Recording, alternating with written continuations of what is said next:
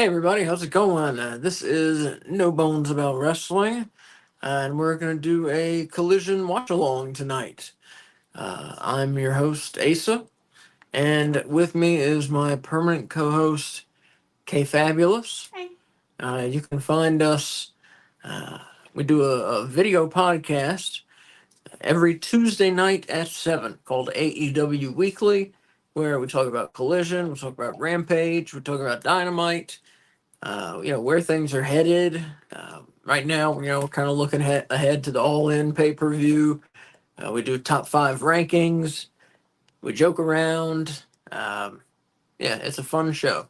If I say so myself. AEW Weekly, 7 p.m. Tuesday nights. Wherever you're watching this, you can watch it there. You're leaving out one of my favorite parts. What's your favorite part? My favorite part is the news, because I can watch the TV shows myself, which is what a lot of other people write about and read about, but the news, you can't get that anywhere else. It's true. All in one place. AEW News, we scour resources to find you news, and more importantly, it's accurate news. Like I said, we got news, we got our own opinions. You can chime in the chat with your opinions, and we'll, if it's something about AEW, we'll talk about it. So yeah, like I said, come join us Tuesday nights at 7 on YouTube, on Twitch, on X. You can catch us all those places. Yeah. And right now we're watching the end of, what is this, Jurassic Park 3? Mm-hmm. Ba-da-dum-bum-bum. Our local symphony is going to do a Jurassic Park concert. I really want to go. I do an activity. I'm a teacher. I teach science. I do an activity where I play the Jurassic Park theme song on loop for 2 days straight. Well, it has to do with fossils and stuff. Come on, the kids like it. I think it's funny, which I count as liking it. There's a video on YouTube that's 24 hours of the Jurassic Park theme. So what do we got going on tonight? We got TNT champion Jack Perry is going to be in action. I assume it's a squash match. Mm-hmm. We got I think the main event is going to be the tag team title #1 contender match. We got FTR taking on the Acclaimed. The winner gets the tag title shot at All In against the Young Bucks. Who do you have in that? Who's winning? Yeah. Man, that's tough.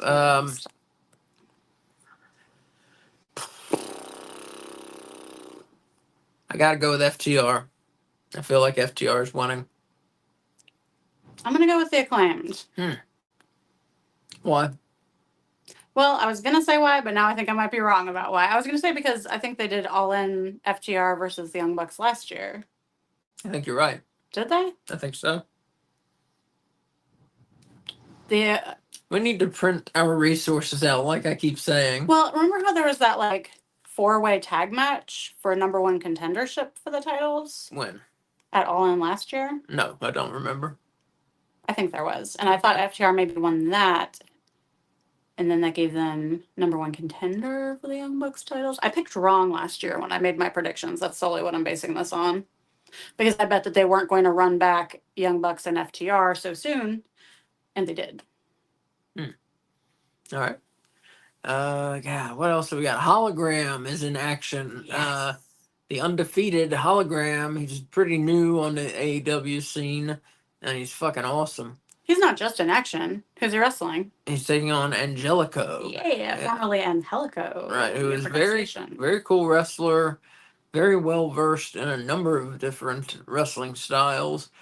Should be an awesome match. May steal the show if they'll give it a little time. It'll be the best match on the show. I promise you. What else have we got? Have we got a women's match announced or anything like that? Oh, yeah, we have Dr. Britt Baker. Oh, sorry, go ahead. Oh, no, we don't. Yes. Saraya. Oh wait, no, we got Dr. Britt Baker is taking on Harley Cameron. Thank you. Yes, Harley Cameron of the Outcasts. Oh, I think we're starting with that here. Like it. Who's Saraya wrestling? Is that on Dynamite? That's Dynamite. Okay. She gets a world title shot on Dynamite against Toni Storm. Well, she's earned it. Yeah. With that one match she won last week. in like one of 3 matches So we have this year. Yeah, I don't think we'll have a title change on Dynamite, but God, oh my God. who knows? No, there's no way, babe. Who knows? That would be, of all the things AEW has ever done, that would maybe be the stupidest thing to do. Why? Because then Mariah, People like Saraya. She's popular. she was popular. You don't feel like she is now? No. Huh. I think people don't like the fact that she doesn't wrestle very often and that she still gets like big shots at things, even though she's not wrestling. Mm-hmm. I think people didn't like that they gave her the women's title at last year's All In, seemingly because she was a big name. Because they basically took it almost immediately off of her. Although without that happening, we would not have timeless Toni Storm. So really, we have Saraya to thank for that character, which is one of my favorite things in wrestling. So But really, the AEW booking, which Tony Khan does. So really, you have Tony Khan. Look, this is dirty. That was dirty there.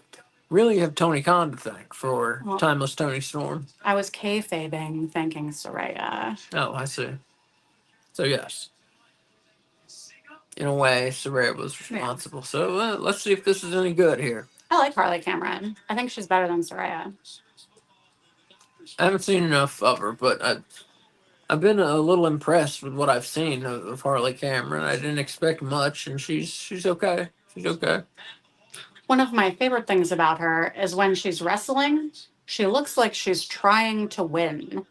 And I feel like not enough women look like they're trying to win their matches. Or even actually, maybe not enough AEW wrestlers, like lower card wrestlers anyway. But like she convinces me, like not only does she want to win, but she looks like she would do frickin' anything in the world to win. Later on, we have Undisputed Kingdom versus Dustin Rhodes and Sammy Guevara for the ROH Tag Team belt. Mm-hmm. That should be good. Yeah, we've got like 5 or 6 matches. Hey, Eric, what's up, man? Thanks for joining us. Yeah, I'm going to call him Angelico multiple times. It's not on purpose. That's Angelico. He changed his pronunciation. After like a year of us reporting on him as Angelico. Well, God, we got Claudio Castagnoli versus Leo Rush. How many matches are they going to have tonight? That's like 6. 6 matches, 7 matches, maybe. King of the Bums is coming back. The what? The King of the Bones. Bums. Excuse me. Yeah. Mariah May in action. There's another match. Someone Lee. Who did you read her name? The woman she's wrestling. How are they going to fill this in? Because Mariah May and Jack Perry are going to be squash matches. Right. And then you got the tag title number 1 contenders match. You got Hologram versus Angelico, unless they've canceled it. Did they show? They showed it. They showed it. Okay, cool. That's the match I'm most looking forward to is Hologram versus Angelico. I think for most people, it's the tag title number 1 contender match, but Hologram is awesome, so I'm looking forward to that one very much. What about you, Kay? What match are you most looking forward to tonight? I was trying to think of an answer to that because I was going to like chime in with my thought, and I just too many good matches on Collision for me to like really make a decision. Yeah. This looks like a good Collision. Yeah. I think I'm going to go Angelico and Hologram. Yeah. And also, if they let the main event be something, then that one. Yeah, it could be very good. Leo Rush and Claudio will be good too, though. Mm-hmm. I think so. The squash matches will be irritating, but yeah, Hologram. If you've not seen him yet, man, fine. Don't leave right now. But you should find footage of his matches in AEW. He's formerly in CMLL, or was it AAA? Excuse me, AAA. AAA. A lot of people call it, and it was he was named Aramis. So you can check out that stuff, or you can watch his stuff in AEW as Hologram. Guy's phenomenal, and he's undefeated so far in AEW also. I'm frantically remembering I'm supposed to take notes for this.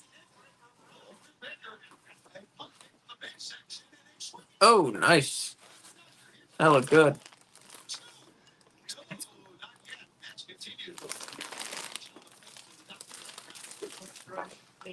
Leave it.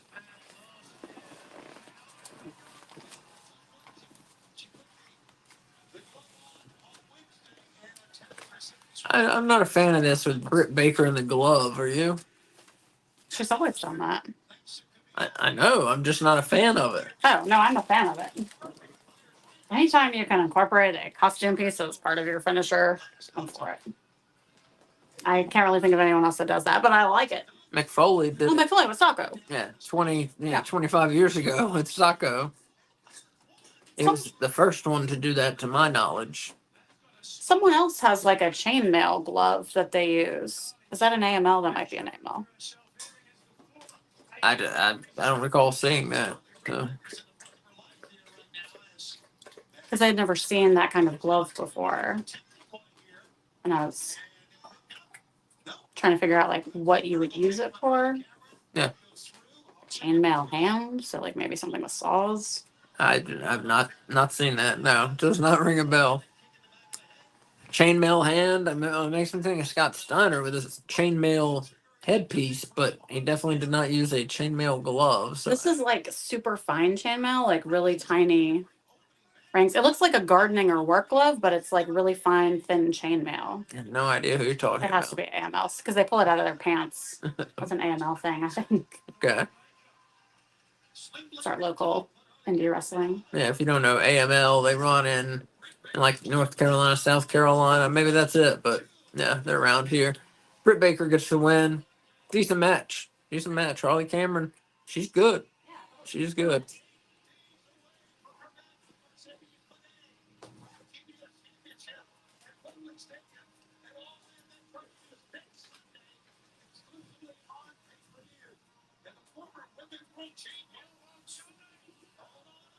Yeah, here comes Mercedes with her, bodyguard or whatever you call her, Camille. And both of these women are undefeated in AEW since they've been in AEW.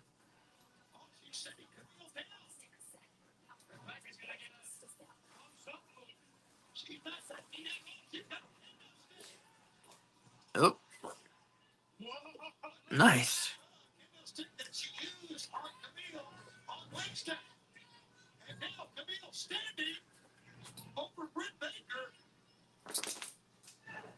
And Camille's pretty intimidating. They've done a good job with her.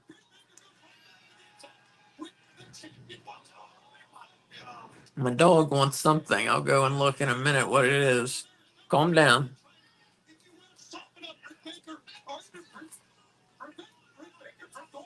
Calm down. I think she's looking for food, but she's eaten dinner already. So yeah, who knows? She's a good dog. Man, she'll probably appear later on camera. She always ends up getting in the shot somehow.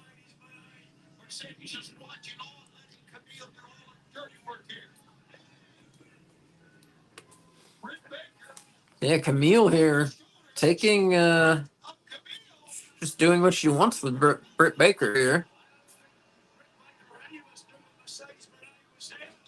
Slams her down. Kind of a falcon arrow type thing there.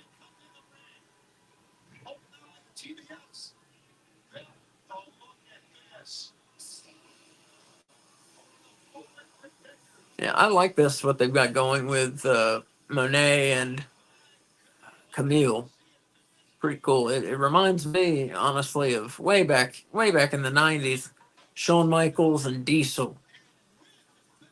And Diesel, probably better known now as Kevin Nash, but that was his name in WWF. Diesel. They had a good story with Michaels and Diesel.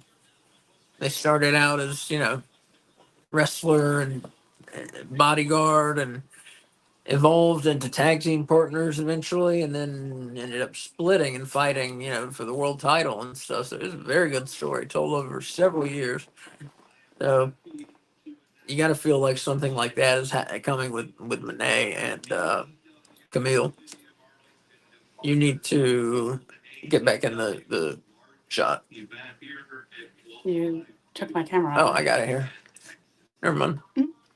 Kay Fabulous is rejoining us. So if you didn't see, next year's All In, Arlington, Texas, driving distance. Let me go. Maybe stop at Knowles along the way. Yeah, okay. Maybe stop at New Orleans. I would love to see New Orleans. Yeah. But yeah, we were talking about going. It'd be cool because I heard it might be the closest we get because the rumor is that All In's going back to London in 2026. So 2025 might, like I said, might be as close as we get. We're in North Carolina, so it'd be a little of a drive, but whatever. It's fun. Road trips are fun. I have driven to Texas from North Carolina before. It was fun. Camped at campgrounds along the way. No, we won't be doing that this time. We'll be camping at motels. Mm-hmm. Or at friends' houses. Most of my friends don't live in North Carolina. Maybe with the dog. We'll see. Yeah, maybe not. Maybe though. What are we gonna? Texas should do. Help each other out. And a handshake later, a bond will form so much that last week on Ring of Honor, Delta and Sammy team gonna win against the Dark Order. Such an interesting pairing. Yeah. An interesting group. Dustin Rhodes, Sammy Guevara, and the Von Erichs. Yeah, the Von Erich brothers. So I like all four of them. I'm for this group definitely. Well, all of four of them have the Yellow Rose of Texas in their blood. That's true. So here on Ring of Honor, apparently the Undisputed Kingdom attacked them, and that's another match we have tonight. I think right now, yeah, Dustin Rhodes and Sammy, and Dustin Rhodes is 1/3 of the Ring of Honor Trios champions. Yes. Or, excuse me, they call them six-man titles in Ring of Honor. So Rhodes and Guevara versus the Ring of Honor Tag Champs, the Undisputed Kingdom. So Dustin Rhodes has a chance to hold 2 belts after this match. So yeah, let's go for it. Interesting group with Dustin Rhodes, who's 50-something, but 55 maybe, I think so. Sammy Guevara, who's very young, but of course very good. Two-time TNT champion already, and headed to a world title someday, I think for sure. And then they're not here tonight, but Dustin's partners in the World Six-Man titles at Ring of Honor, the Von Erichs, very new. I think they've been wrestling for just a couple years. So it's young guys who definitely can learn from Dustin, who's wrestled everywhere a little bit, and has wrestled very well where he's gone. So they all can learn from him. I think it's a very cool group. Yeah. Part of you doesn't think the Von Erichs have been wrestling like a couple lives, maybe? I meant professional. Oh, I see. Oh, I meant okay. professionally. Okay. Yeah. I love the Kingdom.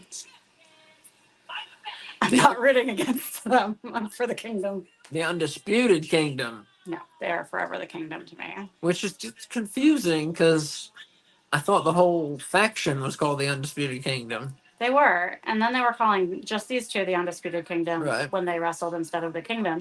And then for 1 week, they went back to calling them the Kingdom. I remember that, yes. And I was like, awesome, now it won't be as confusing. And then they immediately went back to calling them the Undisputed Kingdom. Yeah, who's in that stable? Wardlow, who's not on television anymore. Yeah. Adam Cole, who's still injured. And these two. And and Roderick Strong. Oh, Roderick Strong. I totally forgot about him. Yeah. Former international champion Roderick Strong. Mm-hmm.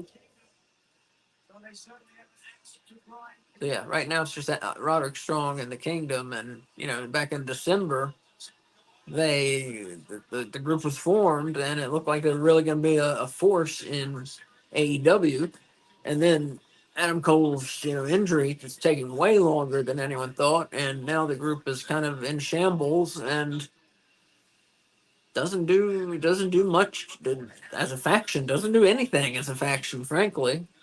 Have we even? They have some 6-man tag matches every now and again, but they don't stir shit up like this big heel group was supposed to. How about the announcement about It really fizzled out. It was really one of the worst fizzling outs we've seen in AEW. You know, the Undisputed Kingdom thing deal. I think it's the worst. Yeah, Yeah. Because like Wardlow, oh no, I can't even. Don't. I will just like never stop ranting about how bad they fucked this up if I get started. So I'm just gonna say could have been handled better. yeah. And like, have we seen Wardlow since his title shot to Samoa Joe, which he lost like almost in a like squash match kind of? I don't remember if we've seen him since then. I feel like we have, but he was off. They took him off TV very soon after that, I believe. I think maybe that was the last time he wrestled. I think he maybe showed up for like, I think it may have been. I think it may Yeah. have been. and for a while they had Adam Cole doing some filmed promos, even though he's injured, like talking shit and stuff and telling us about his evil plans. But then it's just, even with Adam Cole's injury, they could have handled this so much better. Yeah. There we go, Sammy. But yeah, Cole was going to be such a key part of it that's a shame. But we do have a good match going on here. Wow, Sammy just backflipped over Matt Taven. Very cool. Sammy's back from suspension and energized and all that. Back from his second suspension from AEW. Yes. Oh, nice corkscrew splash. Yeah, Sammy looks great. He's Alex looks great, you know? I've never been disappointed in his wrestling performance. mm-hmm. It's not that I can remember.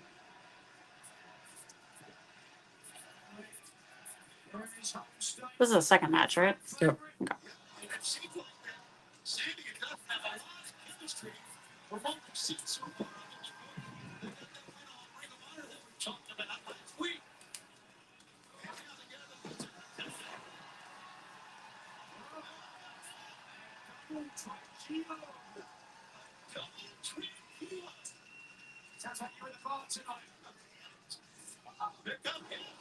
In case you're unaware, the Undisputed Kingdom's finisher is called the Proton Pack. And I love it. Yeah, that's pretty cool. You can't root against them. We're big Ghostbusters fans, so yeah, if they name their finisher the Proton Pack, I'm with that. And we were just watching, actually before this, we were watching the first All In from 2018, which was just an independent show. AEW didn't even exist yet. This is a show that led to AEW existing. But we saw a wrestler, Marty Scurll, the villain Marty Scurll, who was fighting Okada at All In 2018. And Scurll had a move called the Ghostbuster. Yeah, Mm-hmm. I don't think we got to see it. did So I'm not. not sure what the move Yeah. was. I could look it up, but yeah, it was called the Ghostbuster. So that's cool to me. He has all the markings of a wrestler I would be a fan of. Ghostbuster as a finisher, Plague Doctor, medieval pointy bird mask, That's cool. and finger manipulate, like joint manipulation. Some of my favorite things. He was good. It was a good match. Yeah. Okada won. There's- I mean, as he should have. There's a terrible backstage video Oh before yeah. the match, which like before I even saw him in the ring was like, what the hell is happening? With Marty Scurll. Yeah. Mhm. Yeah, not Okada. Oh, there's Alien Romulus. I would really like to see that in the theaters. Yeah. I heard it's very good. It looks really good. I want to go see that. Love that series. We named our dog Ripley after Sigourney Weaver's character in the first 4.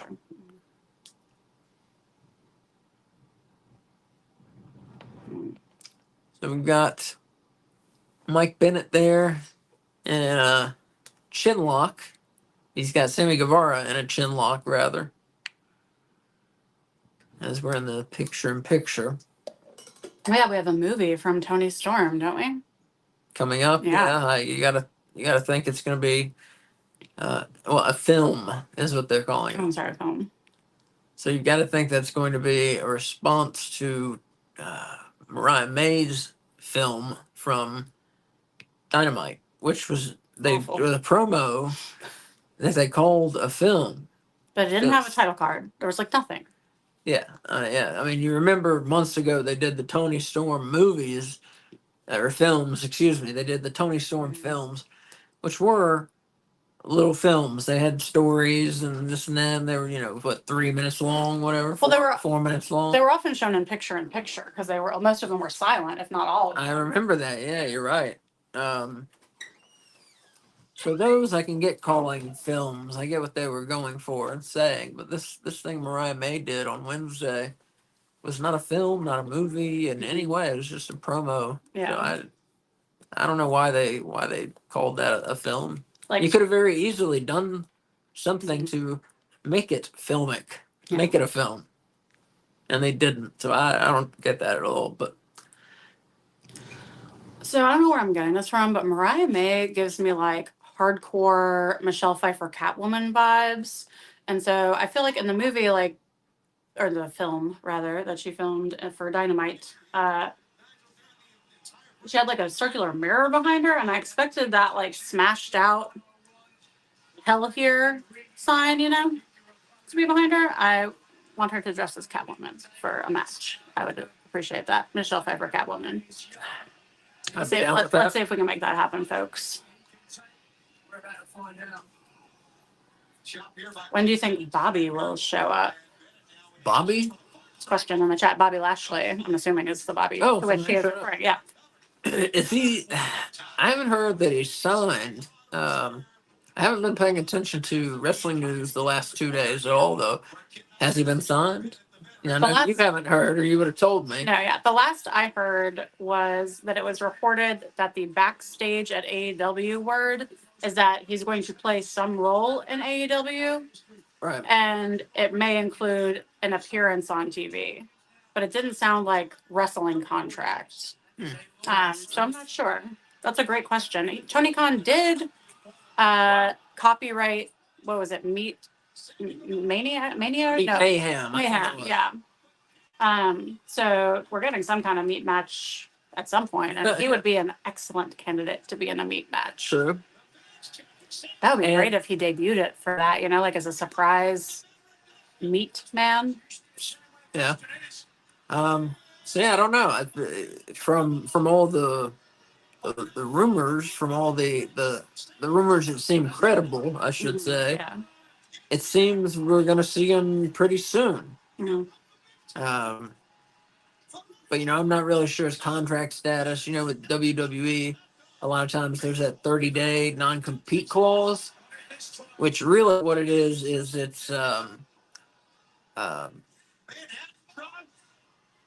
last. Well, I don't want to go into explaining it, but right, they can't wrestle. Okay, go ahead. They just don't put you on TV for the last 30 days of your contract. They just sit you out and like bench you. So you can't go to another company because you're still under contract, but you're not on television. So it's like you've left. There you go. That's a good explanation.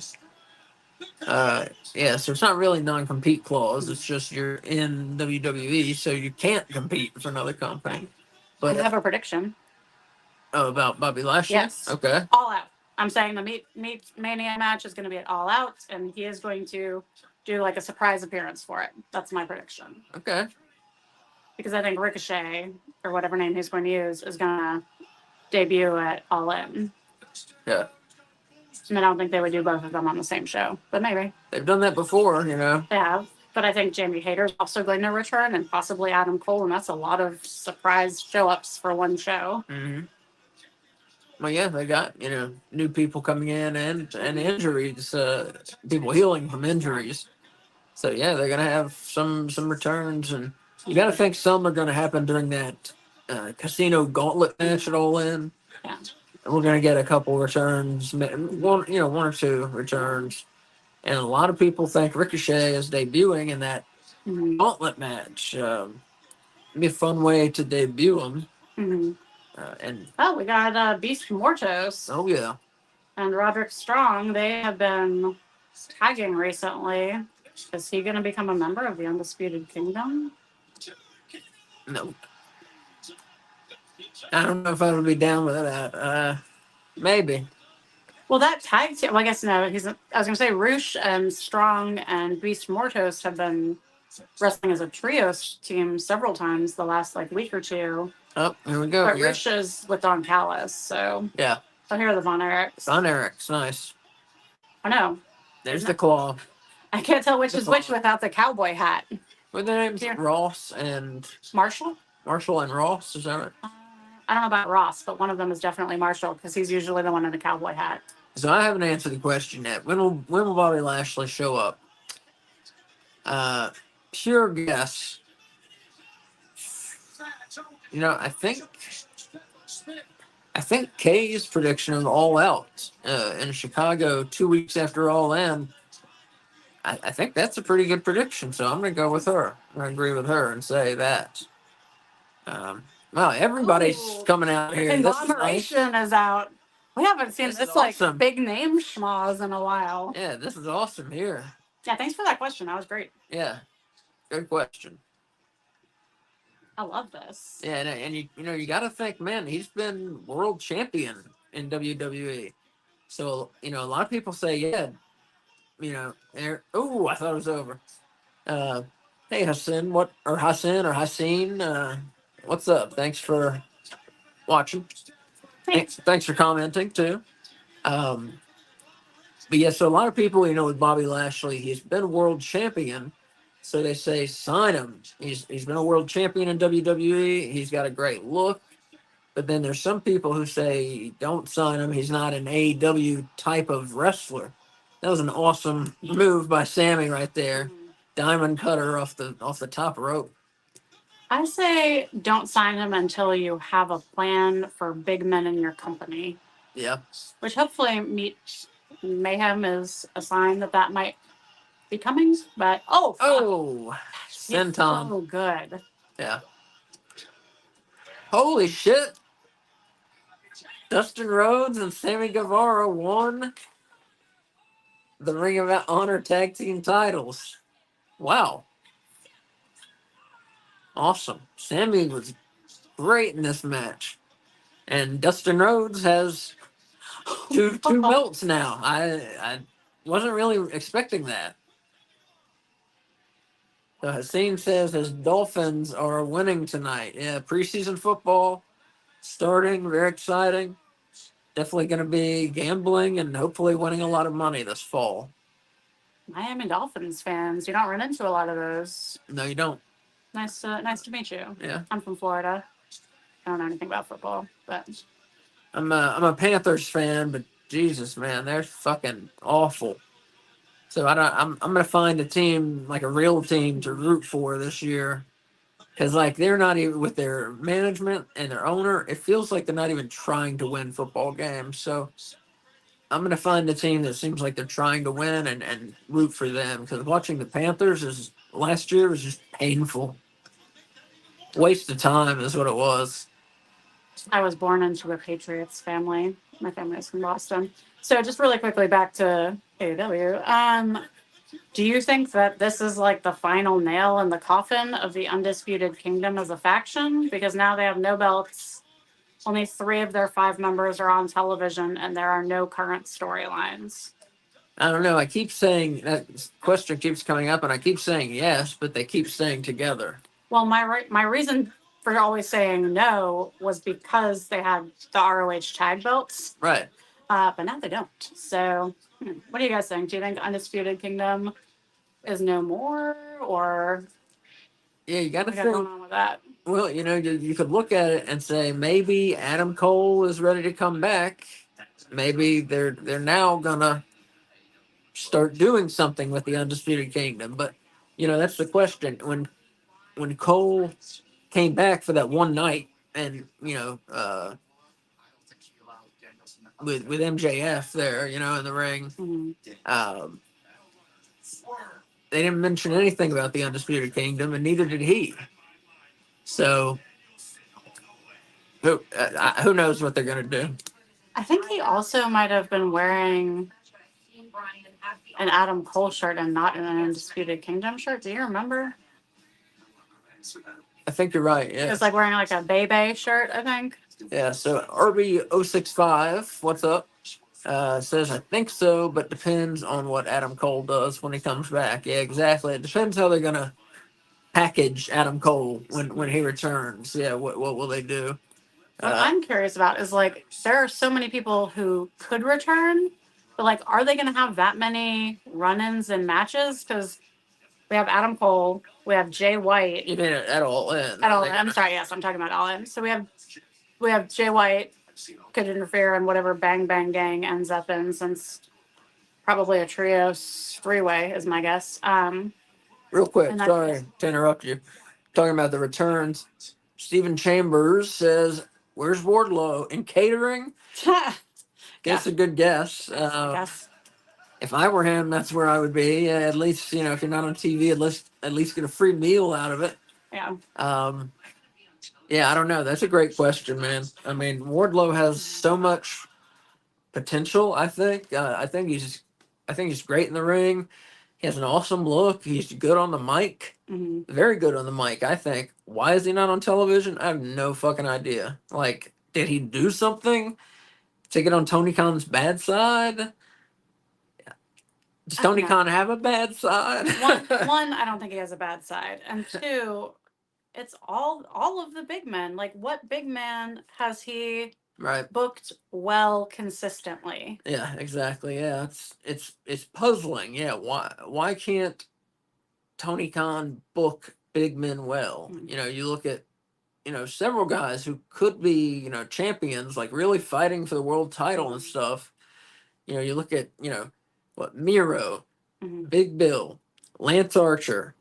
All three members of the or Cage of Agony. Yeah, exactly. Brian Cage, and what do they call it? The Gates of Agony. The Gates of Agony, Yeah. formerly known as the Gates of Agony. Toa Leona and Bishop Khan. Right. You also have Powerhouse Hobbs, who's out with injury right now, but he was the big man who was getting like the best push, I think. Yeah. I think you could also make an argument maybe for the Butcher being a big man. Yeah, but he's turned into a jobber now. Yeah. So yeah, the point is, man, why can't Tony Khan book big guys well? I don't know. RB065 says Wardlow better suited for WWE. I agree. I think I don't know. I don't know if I agree, but I mean, he's well suited for WWE. I definitely, yeah. I mean, he's like he's anybody's ideal wrestler, but apparently not Tony Khan's, but so he definitely is WWE's ideal wrestler. Yeah, he's exactly what they want, the whole package, Like I said, good look, good in the ring, good on the mic. I got nothing bad to say about Wardlow.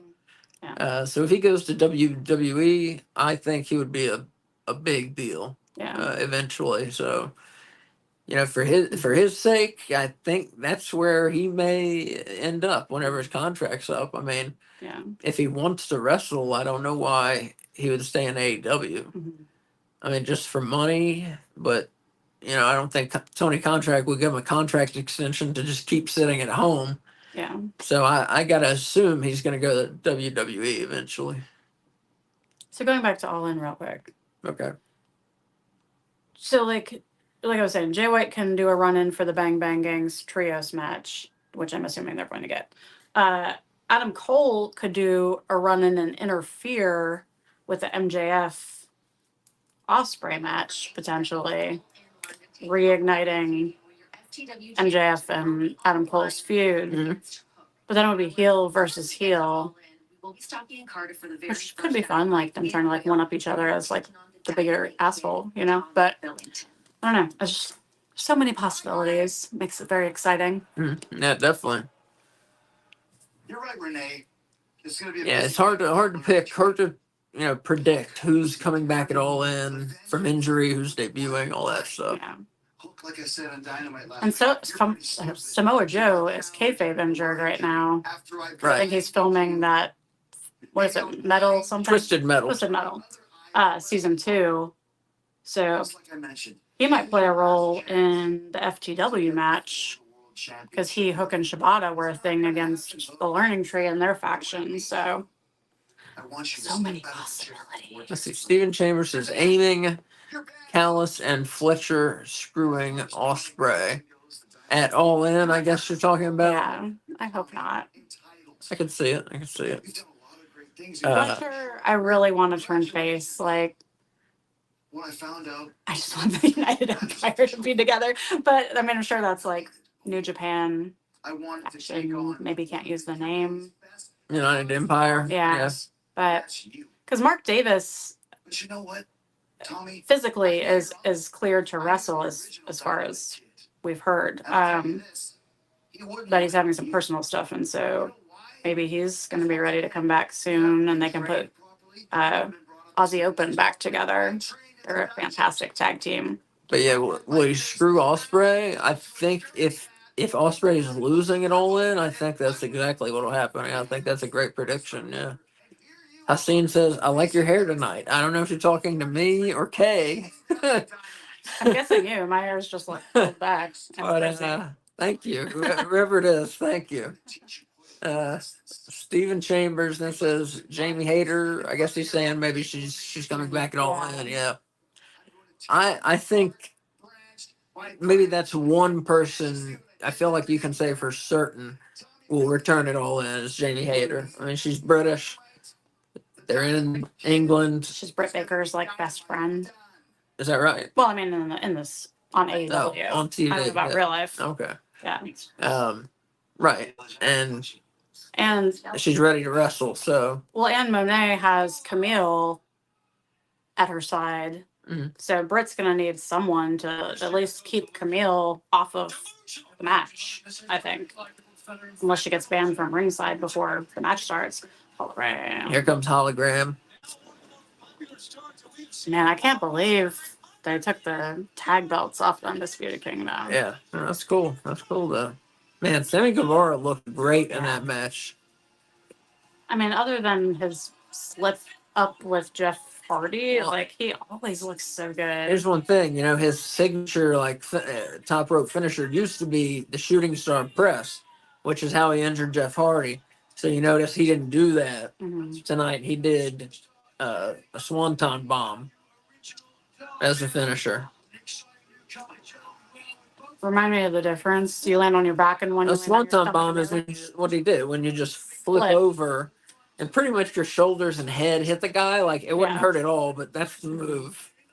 When you just do a flip and him with your shoulder. A shooting star press is when you start standing and you do a backflip while moving forward and land on the guy in a pinning position. Yeah, and his legs or his knees hit Jeff Hardy's head, face. Right. Exactly. Yeah. Could have been way worse than it was. But anyways, here's Hologram, quickly becoming one of my favorite wrestlers, for sure. And like I said, if you haven't seen this guy yet, you're in for a treat. And hopefully they give this match a little time. Angelico, unfortunately, in AEW is a jobber.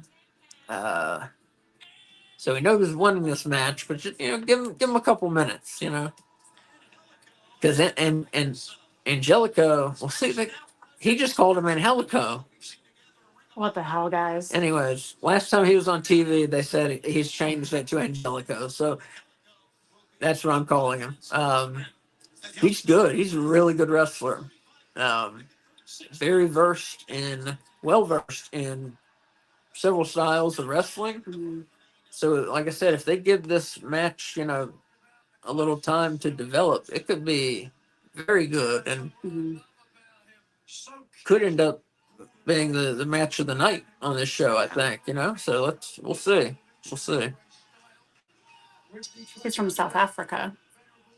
It's trivia about Angelico. South Africa. Mm-hmm. Is that a good South African? I don't even. It sounded like you were groaning, like you were lifting something heavy while you were saying the country South Africa's name. South Africa. That's terrible. Is that no? Terrible. My God, that was terrible. That might be worse than your Philadelphia. It's interesting that he's from South Africa, but he's in the Spanish Announce Project faction, which I think is now just him and Serpentico. Yeah, I'm not sure what their name means. Me either. They used to have Luther with them. but he is now a butler instead. And Steven Chambers says, be interesting how they're going to book Hologram. Yeah, exactly. How do you book the best fucking wrestler you have? Here he goes, starting this stuff. Oh my lord. Yeah, that was cool. You book him and Will Ospreay at Wrestle Dream because it's a dream match. Yeah, that's what I want to see is Osprey versus Hologram for sure. Look at this guy, man. That normally Tremendous. I hate when people do that, but he at least moved out from under Angelico before Angelico like fake laid all the way down. You know, because like Riho does that a lot, where someone will pin her and she'll just like slide out from under them, but it's like so clear that they're not pinning all the way. Yeah, he's good. Good drop kick after jumping over Angelico. Mm-hmm. Did you really?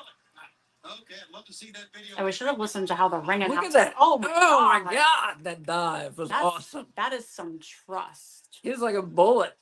I mean, he caught him like upside down. Like if he had dropped him, it would have been right on his head. God, wrestlers have to like really just. They must be good at trust falls, you know. That was the best straight dive out of the ring I've ever seen. Yeah.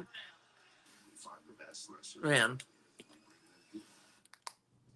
Yeah, I hate to sound like a broken record, but man, he's fucking good. He's so good. So yeah, how are they gonna book him, Steven? I mean, whew. Yeah, my question is, because you want your best wrestlers fighting for the world title, I think. My question is, how soon is he going to ascend to that level, the world title? Because the fans love him. They always end up chanting his name, several times during the match. I love him. The guy's obviously amazing. One question I have, is can he talk? I'm not sure. He's from Mexico, so I'm not sure if he speaks English to do promos or how well he speaks English to do promos. So that's one question. Well, but some of the wrestlers in AAA aren't from Mexico; they're American. Yeah, they're just in AAA, so he might be. Well, true. Okay, yeah, he may be right. Well, I mean, he's from a Mexican wrestling league, and he is a Hispanic person. So, is he? I believe so. Yeah, I believe so. I don't know. I can't judge that based on skin color alone. Really? I mean, he looks almost the same color as Angelico, who is South African. Well, I will find out what his. I will find out. Plus, like every wrestler uses bronzer, so it's a it's a difficult, with the exception of Sheamus, I guess. I think he's Hispanic, but yeah, it's a safe guess probably. We're not 100% sure apparently. Yeah. See, how do they book him? I don't know, man. Just book him. Give them some good matchups like they're doing with Angelico. And I don't know why they went to a commercial during this match, but Wait, can I ask a question about luchadors? In AEW or in the company up north, wrestlers that have closed mouth masks, do they ever talk themselves, or is it always a manager? Like who? Well, like Gravity. I don't think we ever heard him talk. Yeah. He might be the only example I can think of. Closed mask. Well, Beast Mortos has a closed mask. Serpentico, he doesn't talk. Bandito, does this cover his mouth? He has like a bandana on and like a thing, doesn't he? I think so. He doesn't talk either. RBO65 says you should see those suicide dives from CMLL. They're like long darts. Yeah. Awesome. Yeah. We were just talking about CMLL puts their shows. I gotta get water. I'll be right back. Oh, can I just tell them? Yeah. So CMLL puts their television shows on YouTube. So we were trying to figure out how we were going to watch them, and that's an easy way to watch. I don't know if that's the case for their like big shows, just because I think they want to make money. I would assume it's not, but maybe after like a few months they will put them on. But definitely like their regular shows are on YouTube. Right. My mouth gets dry from talking so much. Hey, MJ Wrestling Shoots. Thanks for joining us. Yeah, we're gonna Oh, watch. Evil Uno. Good call. Yes. Wait, I'm No, trying to catch up here. He's totally right. Thank you, Steven. I knew I was forgetting someone, and it's someone from the Dark Order, which I love. Evil Uno has a closed mask, and he talks. I'm trying to catch up on the comments here. Steven said Bandito hasn't returned yet from injury. It's been almost a year. Yeah, I would love to see him back. I don't know if you're new to the show, you might not know. Like my favorite kind of wrestling is the Mexican style. You know, luchadors.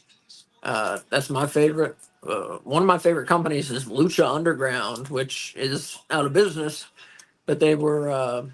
It was like 10 years ago or so, and it was awesome. Look it up if you don't know about it. But yeah, I would love Bandito to come back too. Yeah, I love the high flyers and the crazy inventive moves in the ring. And yeah, I love luchadors. That's my shit. Says yeah, not much here in the States. Yeah, Steven there said right, Evil Uno. And Eric Tate saying next week AEW is not live. Yeah, I think they're taping in Cardiff, Cardiff, Wales. Yeah, I Yeah, didn't realize that was taped. I'm pretty sure he's right. Yeah, It would have to be because they're airing at the regular times, and they're not in the same time zone right. as the US. Which is why All In is at like 3 in the afternoon, which I fucking love. Oh my god, I'm so excited. We're so old. Yeah, we're so old. We're so excited about an early pay-per-view. Yeah. So we don't have to stay up late. Logan McNelly, yo, Logan, what's up? This match has been really good. Yes, this match has been awesome. God, I would love if they got Angelico back in AEW, and he's great. Yeah, like I mean, he really is. He's great in the ring. We haven't been watching Ring of Honor recently, but he used to that was where they were most of the time was on Ring of Honor. We saw a terrible Serpentico match when AEW Dynamite was filmed in Winston-Salem, which is where we're from. Thank goodness it was dark because that would be like the worst match in AEW history. I think Serpentico versus a guy named JD Inc. Maybe? Yeah. Terrible. Yeah. Terrible match. So yeah, Hologram gets the win.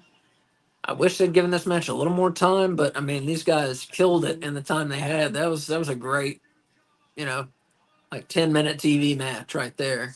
Fantastic. Both guys. Do you think if we did like a GoFundMe for Look at that shit for Tony Khan? Oh my god, that's amazing. Like he would let us as fans pay him to not run ads during hologram matches? That might be a source of revenue that he hasn't considered. Yeah, we could start that. Yeah. Logan, how are you today? I'm doing pretty well. I'm sleepy, but we're here and excited for AEW. Yeah. Yeah. Doing great. Today is my mom's birthday, so we got to see my mom and my family. It was very exciting. Birthdays are fun, and most importantly, we got ice cream and cake. Yeah. Steven says Okada versus Claudio at Cardiff. Yeah. Yeah, because Claudio got the #1 contender for the Continental title in that 3-way match on Collision, right? That was a Collision match. Yeah. That's going to be a terrific match. Yeah. I think that's the best opponent we've seen Okada booked against so far. I think they'll work together really well. Logan says, "Happy birthday to your mom." Thanks. That's very nice. Thank you.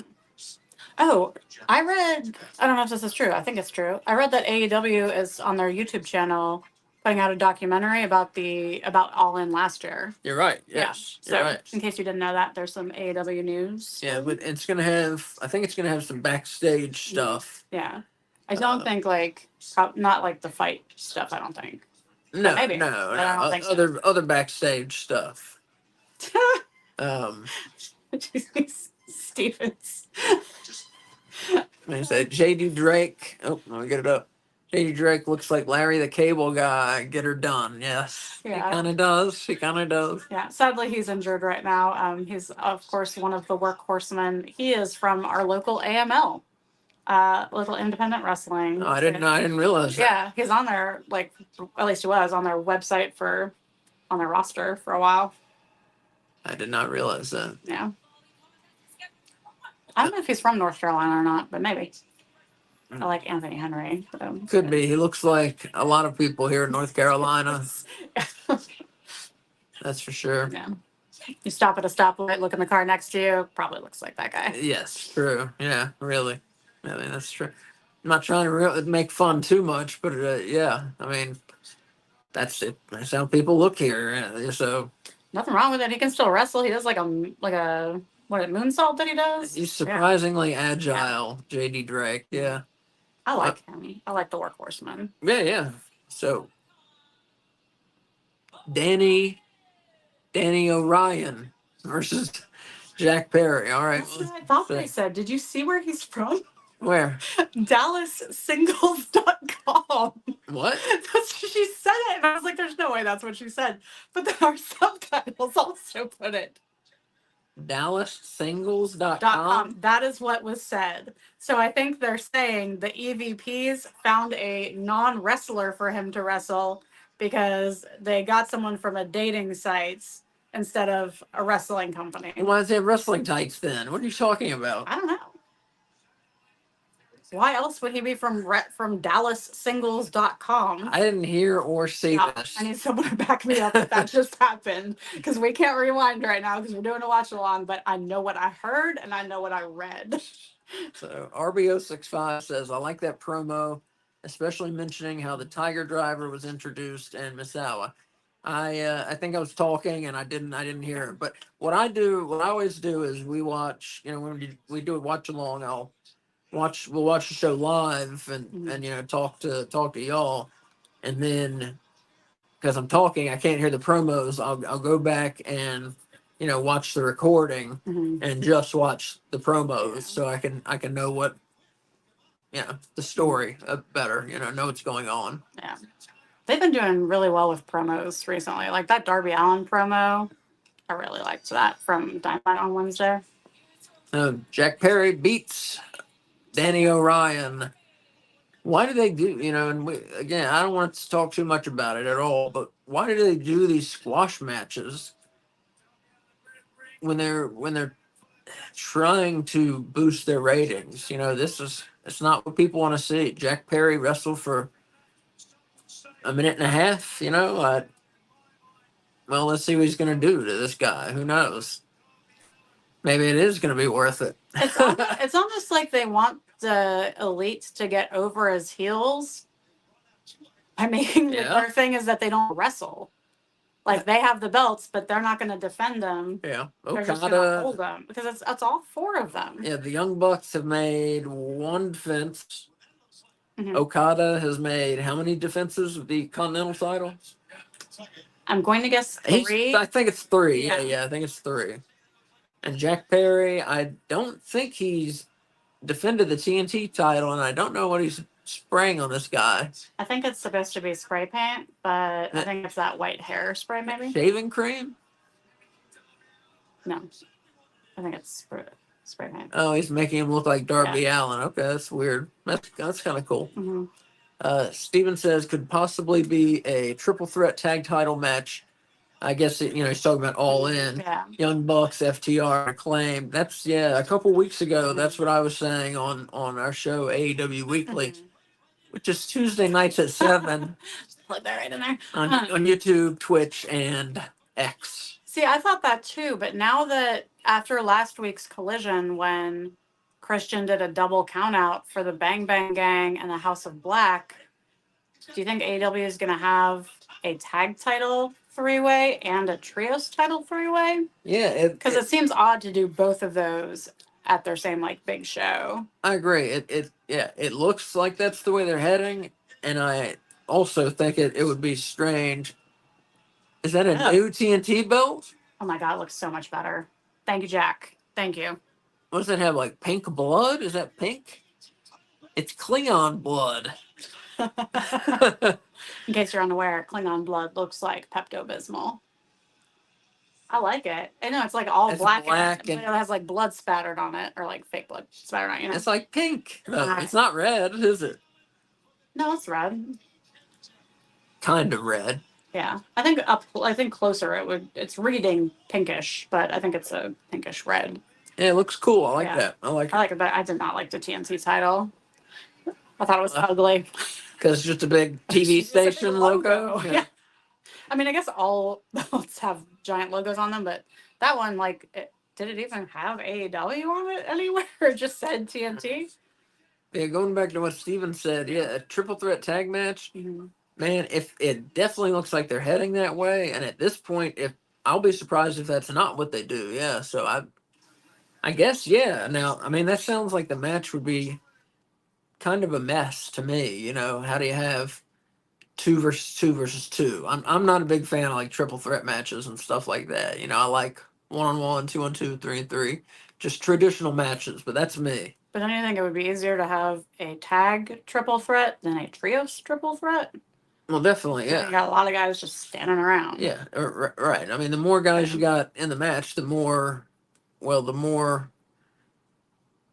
could be a mess, you know? Yeah. Because you think you're getting 9 guys on the same page about a match and like all the intricacies of the match, you know? Mm. It could end up being very, very sloppy, I guess is what I'm saying. So I don't know, but yeah, it looks like that's the way they're going. Yeah. I agree with you, but if you think about these teams, like at least the House of Black, even and the Bang Bang Gang, like I can't imagine either of those teams in a sloppy match. Yeah. They're both like always so on it and so good. Well, maybe sloppy is not the word. That's going too far, probably. I think in a 3 versus 3, the teams would not be at their best. And that's what I'm trying to say. They wouldn't look their best or be wrestling their best because of trying to coordinate all that action happening. You know, that's just my thoughts on it. Plus, it's harder for like everyone to get in their like good moves and tell a story when you have so many people in. And I would imagine. RBO65 has a great suggestion here. He said that tag team match should be a ladder match to keep it interesting. Yeah, that would be great. And then what I've been saying on our show AEW Weekly is, I didn't say a ladder match, but that's a great idea. What I've been saying is if you're going to do 2 versus 2 versus 2, just everyone's legal. You know, a tornado tag as they call it. So all 6 guys are legal, and the match is over when somebody pins somebody else. You know, I like it. That's what I think. But yeah, your ladder match suggestion, that would be better. Yeah, and same deal. I think you'd have to have like all 6 guys legal, but they're all trying to get up the ladder. I think that would be cool, you know, and get both belts, I guess. Plus, I love when they hang belts above the ring. Yeah. Yeah, I love it. It's my favorite way for titles to change hands. I see. The drama, at least It's in dramatic let me change that. In AEW, that's one of my favorite ways because like they don't do the both my legs are broken and now my arms don't work, so I'm going to climb with my shoulders thing, like where they're like, moving in slow motion like they've never seen a ladder before. Yeah. Like they actually climb the ladders at a regular human speed, if not hurriedly, you know. That's the one thing I don't like about ladder matches is sometimes, like Kay sang, sometimes getting the super slow climb. Oh, I'm so hurt. I'm hurt. I don't know if I could get up the ladder. Oh my gosh, this is gonna happen. Yeah, I can't. So I hate that shit. Yeah. You know, just go up the fucking. I can run off a goddamn ladder in 2 seconds. You know, 3 seconds. But AEW's ladder matches are not normally like that. No, it's not as bad. Yeah. It's not as bad. Like maybe there's like one guy in the match that'll do it like once, but not like every person that touches the ladder is like slow motion curse put on them. So Steven, he's down with it too. He says ladder match, triple threat tag title match. Yeah. So cool. Yeah, I'm with y'all. I hope that's what we get. That'd be awesome. Yeah. So it would definitely make it more interesting, you know, because we've seen all three of these teams fight each other, and that's nothing against it. Like all three teams are good. I'm fine with them facing each other again. But it would be cool to mix it up and have a gimmick match instead of a regular match. Yeah. Please rise. For months, the path to reclaiming the Trios Championships is in the palm of our hands. Till a man has everyone turning a blind eye, took it away. Christian Cage, you've been screwing over the Bang Bang Gang 6 ways to Sunday for months now. But those who have power only have. And RBO65 says for the trio tag match, make it a tornado tag or a stampede tag team. Oh, that's cool. Both of them should have more than one referee. Yeah, that's a good call. Yeah, exactly. Oh, yeah, I agree. I agree with you. I'd be more for the tag. Well, Stadium Stampede could be fun too. You could, I mean, you got 6 guys. You could definitely do it well with 6 guys. At the top of the Trios division ladder. House of Black and the Stadium Stampede. I would like. Oh, I that. think we're still talking about the. I know, Oh no, he's he's talking talking about. trio. I'm sorry, he's talking Yeah. about the trio match. Yeah, Yeah. so you have 9 guys. So Stadium Stampede wild. would definitely be cool. We could definitely work. Mhm. Castellar, Daniel Garcia. Hey, what's up? Glad to be in a place where Elias and Matt Riddle are wrestling tonight. What? Oh, very cool. What's happening? Are you? I guess you're at an independent show. So cool. I would love to see Latimer in AEW. Christian. I You're gonna have to tell us don't know who that is. Yeah. Yeah, I'm sorry. I don't know who that is. I mean, I like when people are at independent shows. Yeah, I don't know who he is. I'm sorry. Or she. Mhm. Steven says biggest disappointment putting Willow and Ishii versus Statlander and Stokely in a mixed tag match at the All In 0 hour. Rather have Willow versus Statlander for the CMLL title. I agree 100%. Yeah. I think they're saving that for All Out. Yeah. I I mean- think you're right. Yeah, for All Out or Yeah. maybe All Out and then another pay per view. Maybe have an extended feud with those two. Yeah. Plus, they got to take baby steps. The last All In, there was 1 women's match. This All In, we got 2 women's matches. So maybe next year we can have a 3rd 3. women's match on the card. That would be Maybe. awesome. But yeah, no, definitely. I agree 100%. Willow versus Statlander would be way better. What? I think Christopher Daniels just said, London ladder match for the Trios Championship. Yeah, he did. Yeah. Oh, okay, cool. He didn't. I don't know if he said that All In or if that's going to be at the Cardiff show, but I would assume All In, right? Oh, he didn't say where. I don't know. I don't If you know. guys heard where, Yeah. let us know. But yeah, he said trios. While I was talking, he Yeah. said, like, that's what I was saying. While I'm talking to y'all, I missed stuff, but that's okay. I don't mind it. He said trios ladder match Mm-hmm. in London. Yeah, so Oh wait, so if it's in London, then it has to be at All In because right, Cardiff. they're Cardiff before London. Yeah, so cool. Trios title ladder match. That's Yeah. almost what we were talking about. So that's close. Steven says thank you. He's talking about Tom Latimer, Camille's husband. He's in the NWA. Very cool. Don't know him, but I'll check him out. Mhm. Yeah, for Yeah. sure, definitely. I'll check him out. Yeah, we haven't seen the current NWA, have we? No, I haven't Yeah. seen it. Yeah, the Billy Corgan. Yeah, very curious. Billy Yeah. Corgan owned NWA. Haven't seen it at all. Is he at Yeah. all the shows? Because I would go to a show, 1 for the wrestling, but 2 to just see Billy Corgan. we watch AEW, and sometimes we watch Ring of Honor, and we watch AML, which is a local company around here in the Carolinas. And sometimes we watch the AAA pay-per-views. Sometimes, and then a lot of retro stuff. I watch a lot of older stuff. Wanting to see it again. Stuff from like 20 years ago and 25 years ago and that kind of stuff. So yeah, my point is, I'm just letting y'all know what we watch. So,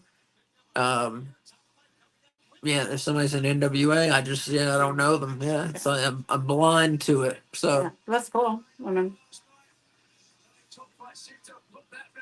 yeah, I'd like to get more into watching and knowing the independents. I used to, but right now I really don't know the independents well. I hear what happens in House of Glory, and I know what happens in AML, and that's it. So RBO65 says the Cardiff match will produce a 4th team and the trios tag match would be All In. Is that right? Is that what he said? I have no idea what he said because you're. Yeah, I don't know. Is that official, or are you telling us that's what Christopher Daniels said? Steven says Tom Latimer used to be Brom. Brom in TNA back in the day. Still don't know him. I'm sorry. I'm sorry. I watched I didn't grow up watching wrestling. And so when I first started watching, I saw like 2 episodes of TNA, I think. And then I don't know why I stopped watching. I liked it. I think maybe I stopped having television actually. Yeah, same. I watched a lot of wrestling growing up, and then like college and stuff. I was pretty much just like smoking weed and doing my homework in college, not watching a lot of TV. So yeah, I took a break from wrestling for several years, and like the years that I took a break from wrestling were the years when TNA was a big deal, and they had Hulk Hogan and Kurt Angle and all those guys. I missed all that. Um, I'd like to go back and see it, but yeah, I missed all that stuff. And then eventually I came back, watched, WWE. I heard it was good again, and then I started watching WWE. And then AEW came and like Swept totally us off our feet. swept me off my feet. Yeah. And so now I watch AEW. I don't watch WWE at all. I At think least our new stuff. and just a little actually. I think the last thing I watched WrestleMania is the only WWE I've seen this year. No, it's not. You saw the Wyatt 6. Oh yeah, I saw the Wyatt 6 intro. That. Yeah, because that was cool. Wyatt. That was cool. Yeah, I love Bray Wyatt. Yeah, I didn't start watching wrestling until like 2007 or 2008.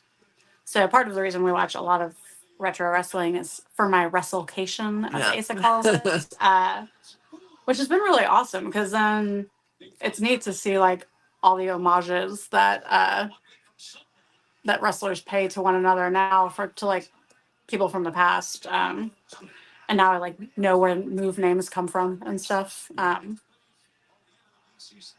It's interesting to see how wrestling has evolved over time because my WrestleCation started with NWA, like old NWA. 1983 Yeah. is where we started with NWA Starrcade '83, which is where Flair. It's where Flair won the belt from either Harley Race or Dusty Rhodes. I can't remember. I think it was Harley. I think it was Harley Race. Yeah. Stephen Chambers, I'm yawning at the Bloodline storyline. Yeah, I don't. Yeah, I was done with that. I like I said, I still watched WWE like last year, but yeah, the Bloodline storyline. They just keep like finding cousins and whoever these guys are, and they've got guys now. Somebody will be like, "Oh, so Fatu debuted, and he's awesome." It's like I don't know who the fuck that is, and maybe they just made him up, and like so and so came, and he's in they split the Bloodline. It's like NWO black and white and NWO red and black. We got Bloodline black and white, Bloodline Wolfpack, and it's played out for sure, man. Eric Tate, I love the old WWF, NWA, and WCW. Yeah, man, same here. I grew up on that stuff, and I even go back and I love going back and watching the stuff from even like before I was watching wrestling, like the '80s. Like I said, most of what I know about wrestling is like from like 1983 on. Keep your eye on our YouTube channel because usually during the fall is when we start, but we do retro watch-alongs. If you want to see them not live, they're on our YouTube page. Did retro watch-alongs for several different WCW shows, and we did retro watch-alongs for like 4 different Halloween Havocs. Yeah. So throughout October, like once a week, we do a retro watch-along for a different Halloween Havoc. So yeah, keep your eyes peeled for that if you like WCW, because I love WCW. I miss it. I was just reading today. There's a really good book about the Monday Nitro era of WCW. It's called Nitro. It's right there. And it's by. One moment, please. Just grab the book so you can show them. Yeah. The author's on Twitter. Guy Evans. Yeah. Yeah, he's on Twitter and he Worth a- might talk to you. Yeah, worth a follow. But this book, I mean, look at that. It's a thick book. But it's the best wrestling book I've ever read. So like I said, it's called Nitro. It's got Kevin Nash jackknifing Goldberg on the cover there. But they talk to the thing that makes this book different is the author talks to people who actually work for WCW. You know, he's not talking about rumors or things that might have happened backstage. Like he's talking to the people who were there. You know, he's talking to like producers and bookers and wrestlers and stuff like that. So you really get the true stories of what was going on back then. And if you watched the recent like trilogy documentary series called, was it Who Killed WCW? He's interviewed a lot in those documentary episodes as like a WCW expert, along with people who were actually working in WCW. It was very interesting. What was that, Vice? I'm assuming Who Killed WCW? I don't remember what channel I that was don't on. remember, but it was good. Stephen Chambers got hooked in '84. Wow. Must be older than me. That's rare. We get somebody older than me on here. Said first match that got me hooked watching Rock and Roll Express versus the Midnight Express. Yeah. Awesome. Condrey and Eaton, that Midnight Express. Yeah, man. Great feud. Just a short story, my aunt I used to stay at her house sometimes during the day, and she had like she had like every NWA cassette tape there was. VHS tape. VHS tape. Yeah, that's what I meant. VHS tapes. And so that's where I first saw NWA, is we would watch these old wrestling tapes. And to me, when I was a kid, we're talking about like 9 years old, maybe. To me, NWA seemed like real, and WWF seemed like a cartoon. I still like WWF, but it just seemed, kind of fake and silly compared to the NWA. That's what I thought as a kid, but that's my favorite American wrestling. I'd say is '80s NWA, Mid Atlantic. Here in North Carolina, South Carolina, Virginia. Those were their mainstays, and yeah, I love all that with Rock and Roll and Midnight Express. We saw Ricky Morton. Yeah, I was gonna say. We saw him like 3 months ago at an independent show. Did he wrestle? Didn't His son wrestled. His son's wrestling now, and he's like accompanying him. Yeah, I guess. but yeah, we saw Ricky Morton at the show, and he looked the exact same. He had a haircut still the same. Mm-hmm.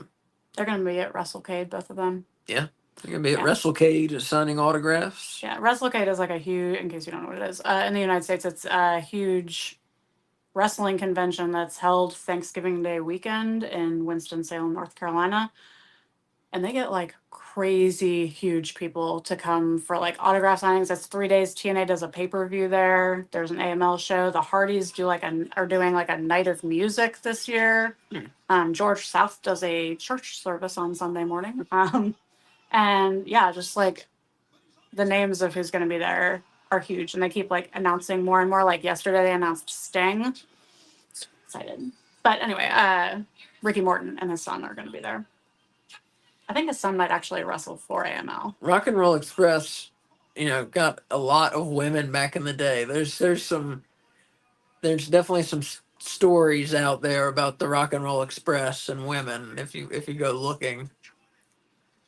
RBO65, the Crow Sting storyline was my favorite, but the payoff was ruined. Exactly, yeah. I mean, they had Sting lurking in the rafters and just coming down to beat the NWO for a year, and people went nuts. And then he wrestles Hogan, and they fuck up the ending completely, and they put Bret Hart, as his WCW debut, put Bret Hart as a referee or whatever you want to call him. Just terrible booking, terrible booking. Yeah, that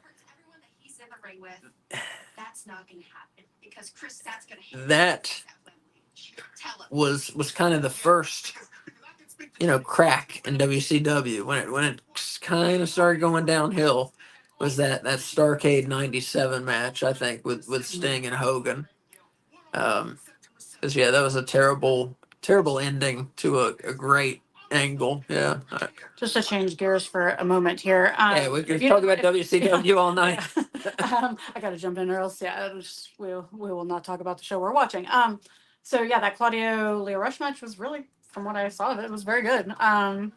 Claudio, of course, won as a success leading up to his Okada match next week on Dynamite for the Continental title. It looked good. I didn't see much of it at all. Yeah, I saw Leo Rush do some awesome stuff. Yeah. he's good. He's good, but he's so tiny. He's It's tiny. hard to. Yeah, but It's hard to believe for me. I think if he just tweaks it a little bit, he can get that Darby Allin believability. Yeah.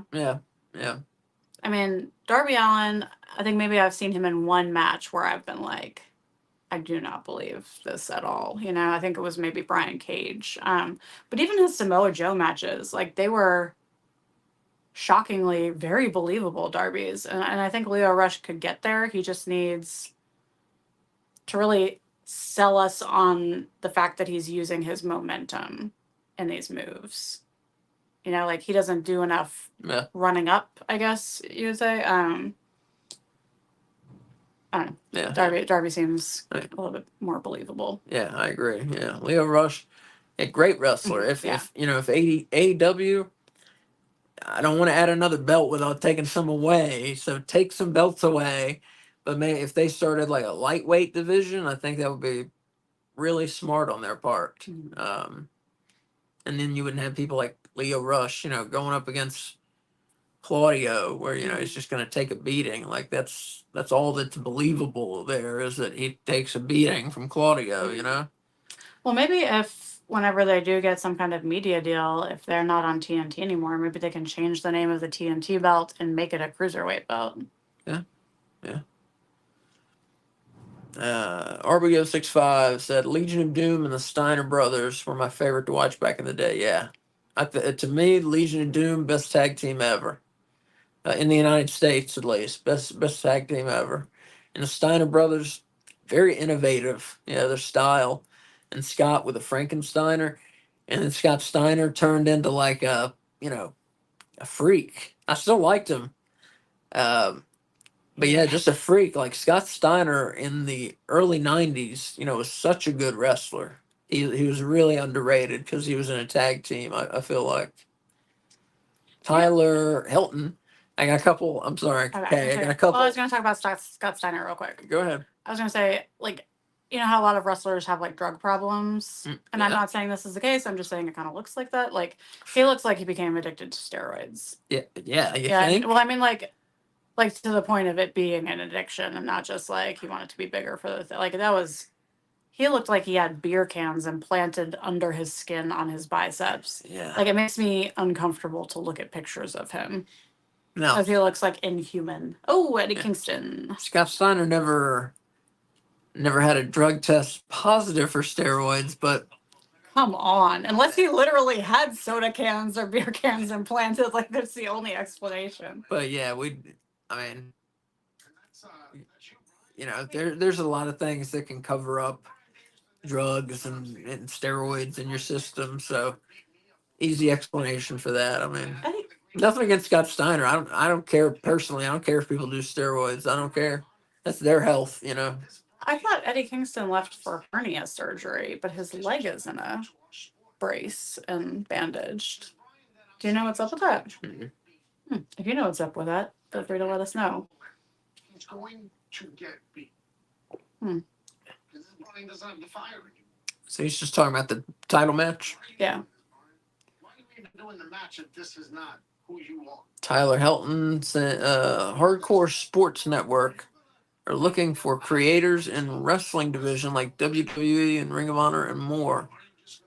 I don't know the Hardcore Sports Network, but I'll Google it. Yeah, I'll check it out and make a note. We'll check it out. He says, I'm kind of sick, bro. I'm sorry, Tyler. Feel better, man. Unless he means like he's awesome. I don't think people use sick like that anymore. Do they? People don't use sick like that? Okay. I don't think so. I'm not up on the slang. Stephen Chambers can't stand Vince Russo. Always has to say, bro. Bro, listen to me, bro. Here's what I'm trying to say. Yeah. Always has to say bro in a sentence every time. Yeah. It's tough for me. Like, a lot of Vince Russo's ideas were really creative and interesting and funny. And, like, some of them were, pretty dirty. So a lot of what he wrote I liked, but he also wrote some of the worst angles and dumbest matches I've ever seen on television. So I feel both ways about Russo. He seems like a really weird dude. I can say that much. He turned into a super Christian, and he wrote a book, and I was like, man, I want to read Vince Russo's his tale about what he did in WWF and WCW. But then I flipped through the book, and most of it was about Jesus, and I was like, I don't want to read this. Nothing against. Nothing all of against that. Jesus, yeah, just I wanted to read about wrestling, not Jesus. Stephen Chambers, bring lots of money to WrestleCade. Yeah, it takes money. Mariah May just beat somebody in 20 seconds. We both have lived in the Piedmont for like years, and we've never gone. Yeah. But this year we're gonna make it. Going this year. I'm at least gonna get Lex Luger's autograph. I really like Lex Luger. He's gonna be there. I don't know who else I'll get, but Ric Flair. maybe Ric Flair. Maybe Oh wait, Ric Dennis Flair. Rodman. Maybe Dennis Rodman. It's hard to pick. Because you can't get everybody. So I don't know. Definitely Lex Luger, and I don't know who else. I just want to see everyone. Like, I don't even care. Like, I'm not gonna get in line again. I don't need an autograph. I don't need a picture. I just want to be there and be like, oh, look at this person. Look at that person. And then like also watch the wrestling. Yeah, that'll be fun. Yeah, just seeing them. I agree. Tyler says I can't watch SmackDown because I'm sick. Shake my head. I'm watching SmackDown highlights. Oh, I'm sorry, you're sick. Yeah. That sucks.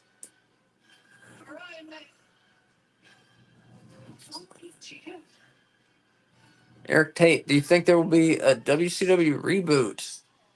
Huh. Personally, no, I don't. It's an I don't interesting think so. idea. I would love it. Yeah. If they did it right, I would love it. But WCW had its own style, and like WWE, they own it now, of course. So if they put it out, I feel like it would. They can't hit that same style that WCW did Yeah. because they'd have WWE people running it. Well, what if they put So- Paul Heyman in charge of it?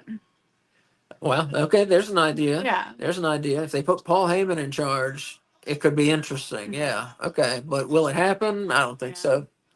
I think they'll do something in another country, like a permanent something, before they do Yeah. any Yeah. additional shows in the U.S. Because they've been rumors of them adding a Mexico division and also an India division, and so I think that's probably more likely than Exactly. adding an American. I think that's where WWE, their business is headed, is like Kay said, globally.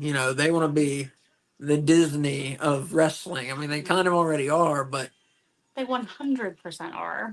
they 100% are. But like she said, right? WWE Mexico, WWE India, and then who knows, WWE China, who knows what else? But that's what they're after. I think. I think. They're making record money right now, so I think we'll see them kind of start that in the next couple of years. Well, plus, like, they came into existence by buying up the territories. Right. So it makes sense that now that they've conquered America, they're going to start colonizing other nations. Yeah. Yeah, and hopefully they don't try to go to Mexico and buy up all the Yeah. companies. I would hate Oh that. my God, that would be awful. That would be terrible. Yeah, because like CMLL has such a history. 91st year, right? Something like Yeah, I that. think it's 91st year. Yeah, that would suck. Yeah. RBO 65. I love Eddie Kingston. I also love Eddie Kingston. Yeah. It took a while for me to like warm up to him in the ring. Like on the mic, hell yeah, all day, every day. But the first time we saw him wrestle, it was not like his debut match on AEW was not an example of him at his best. Was it Cody Rhodes, right? Wasn't it? I cannot remember at all, but it was. I feel like it was. I could be wrong. I feel like it was Cody Rhodes versus Eddie Kingston. I feel like it would have been better if it was Cody Rhodes. He's good at like making people look good. I think that's what it was, but I could be wrong. Definitely. Yeah.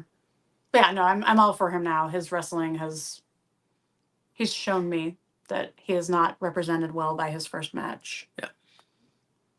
I'm a fan. So Tyler says Hardcore Sports Network is on YouTube and Twitter and Google it. Okay. Yeah, we'll definitely Yeah, after the show we'll definitely check it out. Yeah. Says I want to see Mads or Mods Kruger in AEW or WWE. Don't know who that is either. I'm sorry. I like the name though. Yeah, If it's Freddy related, we'll be down with that. Yeah, I like Freddy Krueger for sure, but I don't know that one here. You should write that down. We'll look it up. What was the first name? Mads. Mods, MADS, or Mads. Probably would be my guess. Yeah, on our first date, we watched Nightmare on Elm Street 3. We watched Dream 1 Warriors. and 3. We watched Oh yeah, one watched and 1 3. and 3. Yeah. Logan says he has a question. All right, man, just ask for it. it, Then. Yeah. Tyler says he hates Cody Rhodes as a champion. He's boring. I've heard people who watch WWE. I've heard them say that. I don't know. I've not been watching that. I couldn't. I saw the match where he won the belt, and that match was pretty crazy. It was fun. All those run-ins and stuff. But yeah, can't comment on that. Yeah, I don't know, but I've heard that. I think it's hard anytime no matter the company and no matter who it is, like anytime you have this epic battle to achieve something, and that's been your storyline, especially for Cody, like since he's been back in the company, it has been this goal marker, and once he finally crossed that, like it was great, like the payoff was great. But then, like, what now? Like, what can you possibly do to keep that momentum going? Right. And I think the same thing happened with Kofi after Kofi Mania. Like, after a few months, I feel like they just didn't know what to do with him. Yeah, exactly. Yeah. Well put. Thanks. Oh, do you think? So Logan says, do you think we will see Pac at All In? Man, it doesn't seem like it. Unfortunately, I think if we see him, it'll be in that Casino Gauntlet match. Yeah. But the way he was talking on, what was that, Dynamite? Mm-hmm. The way he was talking on Dynamite, it seems like we'll see him at All Out and not All In. What did he say on Dynamite? I don't remember. Which is surprising to me. He challenged, didn't he challenge like Okada? The winner of the Okada. The winner of the Okada. Yeah. Oh yeah, the winner of who is it? Okada and Claudio. Yeah, Claudio. He challenged the winner of that. So I think we'll see that at All Out personally. How do you not put Pac on the show? I don't know. Because he was injured last year, wasn't he? So he wasn't in it. Yes. Yeah, Pac's one of my favorites. Yeah, I hate they're leaving him off. Looks like they're leaving him off the All In card. Yeah. He's the second biggest British male star that they have. Yeah. That would be crazy. I think he's going to be in the casino thing at the beginning. I hope so. Hope to see him. Stephen Chambers, Kruger and MLW. What Tyler is talking about. Okay. Cool. Thank you. Thanks. Logan, my prediction is Pac versus Ospreay versus MJF. You think they're going to change the Ospreay match to a triple threat? Is that what you're saying? Or maybe he means it All Out. Oh, he says it right here. Winner of MJF. Oh, I see. Okay. Versus Ospreay. That's the international title. At All Out. Yeah, the American title, formerly known as the international title. So on Dynamite, did he say... Wait, is this the main event? Have we been talking for 2 hours? Well, when you start talking about WCW, the time just flies. No, it's not the main event, right? Doesn't seem like it's the main event. What else have we got? It's 9:30. Are we getting... Maybe we're getting a half an hour? What else have we got? We've seen everything. Yeah. Right? I think this is the main event.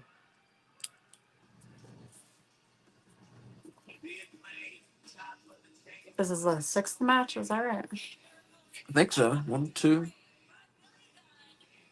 1, 2, 3, 4. You wrote down 5. I wrote down 5, but I don't know if I missed one. You didn't write down the hologram match. Oh, thank you. So yeah, this is match number 6, I think. Yeah. Mhm. So yeah, I guess No, 7. 7. Yeah. Oh, excuse me. So yeah, I guess we're getting like a 25-minute tag team match. I guess so. Cool. Yeah, Logan says right. Pac wants the winner of. Oh wait, is that it? Oh, yeah, I was that's wrong. right. I'm Yeah, sorry. yeah. That's what I had thought also, so thank you. I'm sorry, not Okada. Right, Yeah. Logan's right. He said he wants the winner of MJF and Ospreay. My bad. Yeah. He called it the international title in his promo, though. He didn't call Right. it the American Championship. Well, everyone calls it Yeah. the international Yeah, except except MJF. MJF, yeah. And us, we've been referring And to us, it. yeah, we called it the American title. I'm all for a like 25, 30 minute, 40-minute match unless it ends at a time limit draw. I don't mind that. And then we just get a 3-way at All In. Yeah, Because this is for number 1 contender. yeah, might be a time limit. RB065 WWE does the babyface chase for the title better than having the babyface as the champion. Mm-hmm. Yeah, regardless if it's Vince or Triple H booking. Yeah, you're totally right. Yeah, they used to be able to do that. I mean, if you think about like Hulk Hogan, Randy Savage. I mean, when they had these guys who were just magnetic, like megastars. Austin on top was awesome. But then they it seemed like they stopped knowing how to book baby faces. Yeah, like you're saying, after they won the title. Just to swivel with that idea, Asa and I were talking before Collision, and he pointed out with all the titles AEW has, only 2 faces have titles right now. Right. Tony Storm and Swerve. If you count Swerve as a if you count face. Tony Storm and if you count Swerve, Yeah. right? They're the only And they're both kind of. Well, Tony Storm's a face now. now, yeah. And Swerve is a face now, I think. But yeah, every other belt holder in AEW is a heel right now. Yeah, so it seems like Tony Hawk is Tony Hawk. It seems like Tony Khan. Seems like Tony Khan is booking. Is booking that the babyface chase deal for a lot of the belts, and going to use All In like WrestleMania, and we're going to see several title changes. For sure. Oh, and hell yeah, Logan! I love the new TNT title. I hated the old one. RB065. We're going to get a banger of a tag match. I hope so. Yeah. I think so. Logan, yeah, love the TNT thought. Yeah, I loved it. I thought it was very cool. I thought the blood was a little off color. Didn't quite look red to me, but I still liked it. So you also jack up the color for wrestling shows, so that's probably not what it actually looks like. Asa likes to fine tune the settings on our television for whatever we're watching, and he likes wrestling to have color that pops. Logan says, "Happy birthday to you." I don't. It's neither of our birthdays. It was Kay's mom. Yeah, Kay's mom's birthday. So, yeah, it's RBS. weird when your parents get old. Yes, it is. Yeah, like super weird. Yes, it is. If you're not there yet, it's coming, and it's weird. Yeah.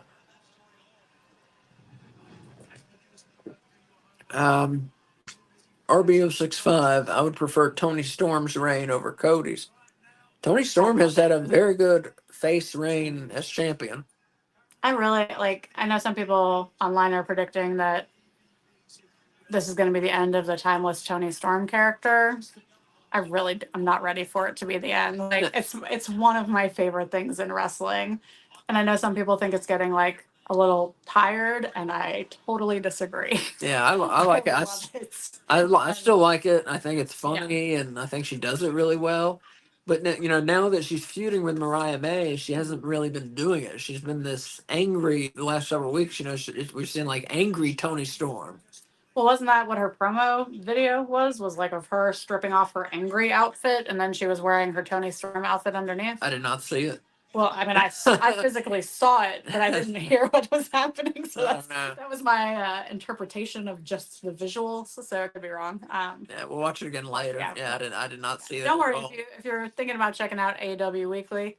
we rewatch all the shows, so we actually know what we're talking about by the time our podcast rolls around on Yeah. Tuesdays at 7. Yeah, like I said, I can't talk to people and hear the promos. So, And it's Logan, happy birthday to your mom. Yeah, There thank go. you. Thank you very much. Yeah. Yeah, it's too much fun to talk to people for us to be like quiet. Plus, like, no one's watching a watch along for quiet people, Right. I would assume. Logan, Weird. I'm with y'all. I love Timeless Tony Storm. Yeah. Logan says, yeah. Yeah, I don't think it's run its course at all. Mhm. Whoever is writing it and booking it is doing a very good job of keeping it fresh and funny, I think. I think RJ City plays a strong hand in that. That's what I read is RJ City is Mhm. kind of helped create the character. Yeah. Well, I can't remember if it was Wrestling Observer or Sports Illustrated, but I read a really interesting article where they were interviewing Tony Khan and they were asking about the Tony Storm character. And he said that, like, when they were first thinking about trying to acquire Mariah May, he had this story idea in mind. And he talked to Bryan Danielson about it. And he thought it was a good idea. And then they connected with RJ City, who was the only person who had seen all of these movies, like Sunset Boulevard, that this character is kind of based off of. And so when they pitched to Mariah May for her to come to AEW, they had this storyline like already ready to pitch to her, which I thought was really interesting. And the Acclaim, they just cleaned house on FTR. That was an awesome sequence there. Yeah. The clotheslines and the drop kicks and the punches. Yeah, that was a nice sequence there. We're getting a Scissor Me Daddy song. It's nice. I like this. Like, it's like a new Acclaimed, Yeah. but not really. Like, there's I like it. They got an edge to them. Yeah. Eric Tate, not a bad AEW tonight. I agree. Yeah. Collision was getting like a month ago, maybe 2 months ago. It was getting shitty. Yeah, for sure. But yeah, the last like 2 weeks have been good, and this one's been good. Yeah, definitely. RBO 65. I can see Storm's character continue with Mercedes Moné. That would be great. Yeah. Yeah, I agree. Yeah, that seeing those two characters clash, would be cool. I'm really Mercedes Moné needs some work on the mic. I'll just say that. Interesting. Is it because she says the same things all the time? A little. It's not really that. It's just she sounds very scripted and fake. I think that's because that's where she came from. Yeah. Well, they didn't let her talk much. Yeah. But now AEW is letting her talk, so we didn't know how bad she was on the mic. But she needs some work. But in the ring, that would be Moné versus Storm would be a great feud to see. Yeah. I don't agree with you about the her on the mic thing. In my opinion, people that need work on the mic in the women's division, Deonna Purrazzo. Yeah. She just sounds so nervous. Like you can hear her voice shake, which makes me just like feel so bad for her that like she has to do this, but she chose it, but she just sounds so nervous. And it doesn't fit her character at all, and when she does filmed ones, she's fine. But anytime she does a live promo on the mic, it's like she's gonna pee herself, like she's so nervous. And then Serena Deeb needs some help. She needs like an injection of personality. Yeah. Turn her heel is what I say. Yeah, I like Serena Deeb, and she's great in the ring, I think. But Yeah. her promos like snooze fest. Oh my God, they're awful. Logan says he's got a joke. All right, let's this could go. We'll see. This could go poorly or go well. Poorly or very well. What's the joke? Ace is not allowed to tell any of his jokes. Yeah, all my jokes are like not safe for anyone. Everything is politically correct now, so I can't tell any joke I know. I don't know any joke that's not offensive, honestly.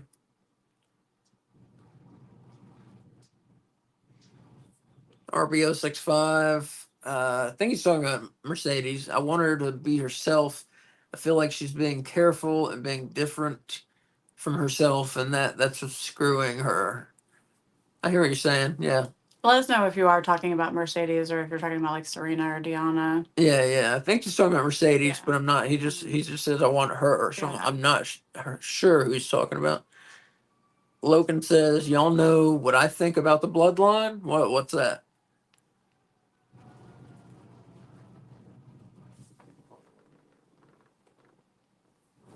So do you think this match, while we're at a commercial break, do you think this match is going to time limit draw, or do you I think feel like. I mean, did they announce a time limit? Did you hear it? I didn't hear it either. Yeah, I can't hear anything. we do have our sound on? It's just Yeah. we talk. No, it's about it nice on having so many television. people to talk Yeah, to yeah, tonight. it's been Just awesome. Yeah, thank you guys all who have joined us in the chat. yeah, it's been Makes the nice. show super fun. Yeah. It's been Yeah. nice talking to y'all. Yeah, for sure. But like I said, it causes I can't hear.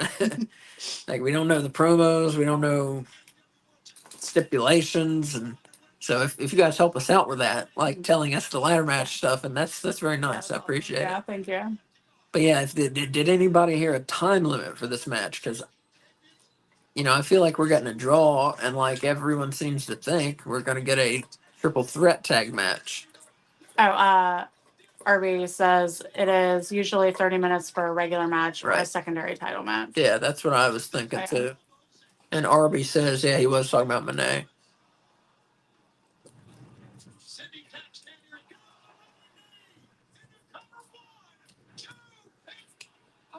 And this match started right about with 30 minutes left in Collision. It was almost exactly. Yeah, it was like 30 30, 25 minutes left in Collision.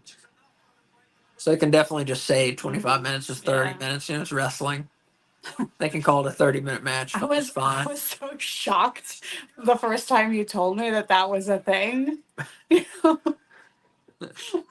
And the same thing with like when they're doing, because like they don't always put a timer up when they do matches where people come out in increments. And when you told me they might be like sending them out at like slightly different times, I was like, that's against the rules. Yeah. Like, I always forget that they might be totally lying to me at all times. Right, yeah. Yeah, that's the thing. In wrestling, 99% of what we see is a lie. That's part of what makes it so fun. And even now, like even with social media, like MJF is great at it. Like just like keeping character and not breaking kayfabe, like with interviews and stuff. I love it. Yeah. I love how MJF, even in the press conferences after the pay-per-views, Yeah. he's his character still, and so is Tony Storm.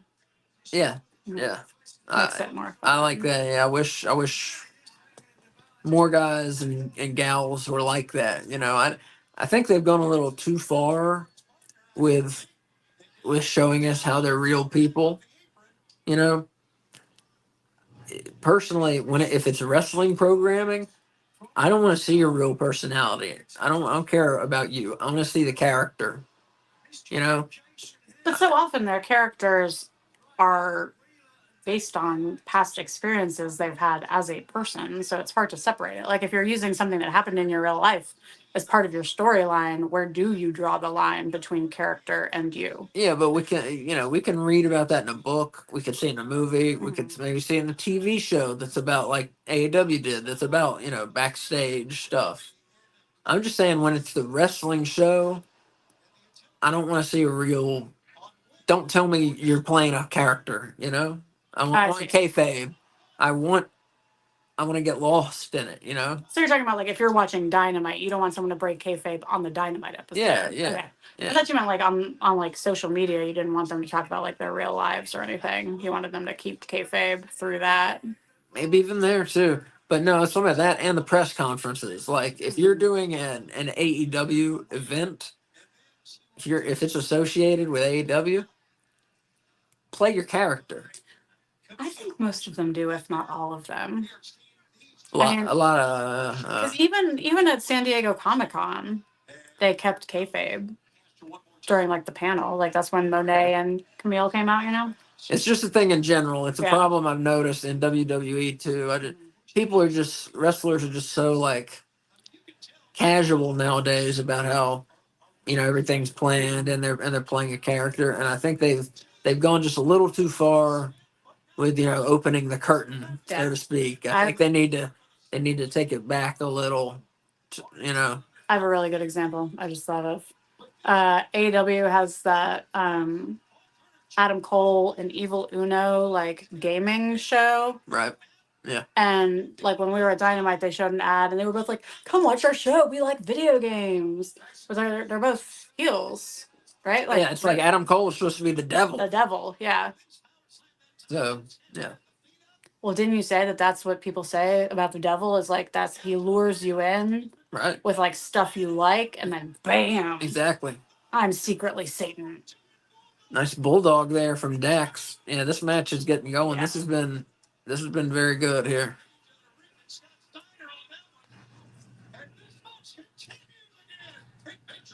Logan says he's in love. Who are you in love with, Logan? This is the fight of our lives. Does it tie to the comment before? He's in love with Gunther because he wants to Okay. slap Gunther. Yeah, he said I want to because slap Gunther. Yeah. Gunther, it's one of the guys from here? Who's Gunther? No, he's talking about Oh, I'm thinking of Luther. He's talking about Gunther from WWE. yeah, he's in that German faction, whatever they're called. The Nazis. The Nazis. What are they called? They have pillars, but that's not the pillars. Imperium. Yeah. Imperium is what they were called, I think. Yeah, that sounds right. Yeah, that's right, I think.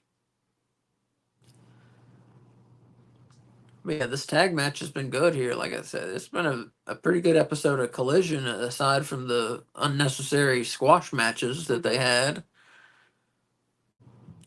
Like I said, I don't mind like the Young Bucks. I don't mind the Elite having squash matches, especially if that's part of their thing. Like, we're in charge. We're going to just have ourselves easy defenses or easy matches to show you how dominant we are. But for everyone else, like, stop it. Yeah. Just a waste of time. The squash matches. I'm a big supporter of AEW, and even I don't want to watch it. So who knows what the casual fans think when they bring out a wrestler who has no chance of winning? It might be flipping the channel. You know what though? Like, just thinking about what we've said about our live AEW Dynamite that we went to. One of our favorite parts of it for both of us was seeing the AML wrestlers get to be on AEW, and they were the jobbers. Yeah. So if there weren't jobber matches, like, that wouldn't have happened, and that was one of our favorite parts of the show, if not our favorite part of the show. So I'm sure that the wrestlers they use, because like it was what's his name, Jackson Drake, from AML. He was in the South Carolina show also. He had a match in that, and then in our show he was like a security person. But I wonder if all the jobbers they use are like local, I believe so, yes. So maybe, I'm pretty sure. Like maybe every once in a while, or on Rampage 1 or something. Yeah. Like I said, sometimes it's cool to see people who are kind of coming up in wrestling and things like that, but they have to be able to do stuff in the I don't know if AEW Dynamite is the place to do it. Correct. Yeah. We used to have Dark Elevation on YouTube for if you wanted to see some of these people, from some of these talents who weren't signed, or some of these talents who are like up and coming. Yeah, up and coming talents, and that Dark Elevation, that was a good place for them. Yeah. And then you're not putting it on national TV, and it's on YouTube. If you want to see them, go find it on the internet. So maybe if they want to give people chances like that, that's great. But maybe put them on Dark, bring back Dark, or put them in a match against someone from AEW, but give them an actual match. Yeah, exactly. Like a jobber match isn't always bad. Squash matches are the problem, and they're not the same. That's what I'm saying. A squash match. Yeah. I'm talking about jobber, like the match we saw with Private Party and the Dawsons.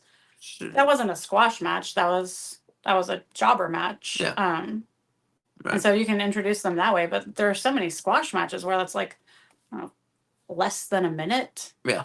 And yeah, you're getting to showcase this new local person, but they don't get to do anything besides sell. Well, like tonight, we saw a squash match with Mariah May. What was the point? Did that do anything for anything? No. We saw a squash match with Jack Perry. He pulled out the new belt, but That part was cool. the match did nothing Mhm. for anything. He could have just brought out the belt, and then we don't have to see this, shitty squash match, pointless squash match.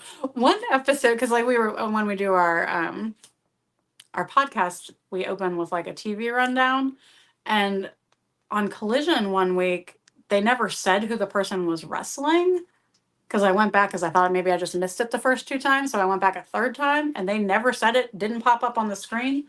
And then AEW does like summaries on their website in their news section of episodes, and it always says who's in the match. It said enhanced talent on their website. Like they didn't even say the person's name. Enhancement talent. And what did I say? Oh, I said enhanced talent. Yeah, enhancement talent. I'm sorry. But they didn't say their name at any point. So it's not even showcasing them if you're not even going to tell us who they are. Yeah, no, I agree. See, RBO 65 Imperium. Yes, I eventually got it. I think you said, did you say Imperium or Imperial? I said Imperium. Oh, okay. Yeah, Okay. I got it. He says, I feel like having Collision had Tony Khan running dry. He definitely needs help on the booking creative department. I agree 100%. Yeah.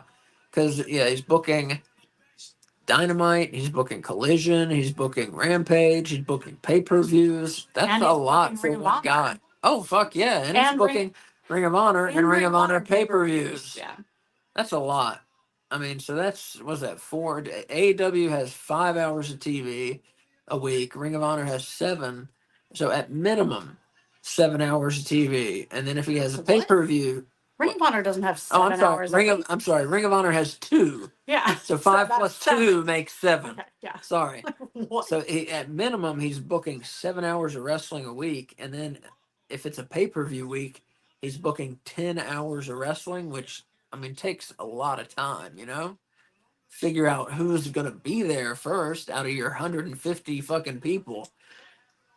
Figure out who's facing who's going over, and then you got to, figure out how the match is going to go and disseminate that to everybody in time for it to happen. And you have that takes time. You have someone get injured, and it's like a ripple effect, Right. Yeah, exactly. Because, like, I mean, I'm assuming. Oh, Cash just took a fall there. Like, as a teacher, I plan my units from like the big ideas backwards, like I do like, this is when I'm ending the unit. These are the things they need to know. And then I back plan. They have to do that with pay-per-views, right? They have the pay-per-view plan. Yeah, right. And then figure out how they're going to get there. For the most part, that's how it works. Yeah. Yeah. This match has been very good here. Yeah. I am watching this one. I missed the Leo Rush match kind of, but I've been watching this. This is very good. Well, our comment section was like exploding during the Rush match. Right. WCW talk. Yeah, I was just reading a part in that book I showed you on Nitro, and it was talking about Eric Bischoff, how he, same thing you're saying about Tony Khan, he was like running dry because, he was booking, WCW Monday Nitro 3 hours, WCW Thunder 2 hours, WCW Saturday Night 2 hours. And then if there was a pay-per-view, 3 more hours of TV a week. I mean, and then they were taping 2 episodes of Thunder at once. So then he had to figure out who's going to be on this Thunder. And then 7 days from now, what happened on Nitro and who's going to be on the next Thunder. Well, plus, like... That's just a lot for one person to do that. Especially, like, this is the 5th year Tony Khan's been doing this. So, yeah, the well has to be, like... desiccated at this point, right? Like, that's a good word. Thanks. Science. That's a $5 word there. For those of you at home, it means very dry. Yeah, dried out. Yeah.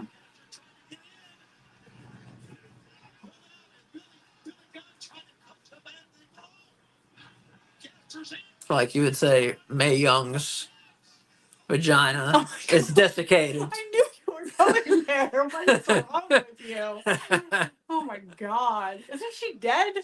I don't know. She's a horrible person. Oh, yeah. That was a close too.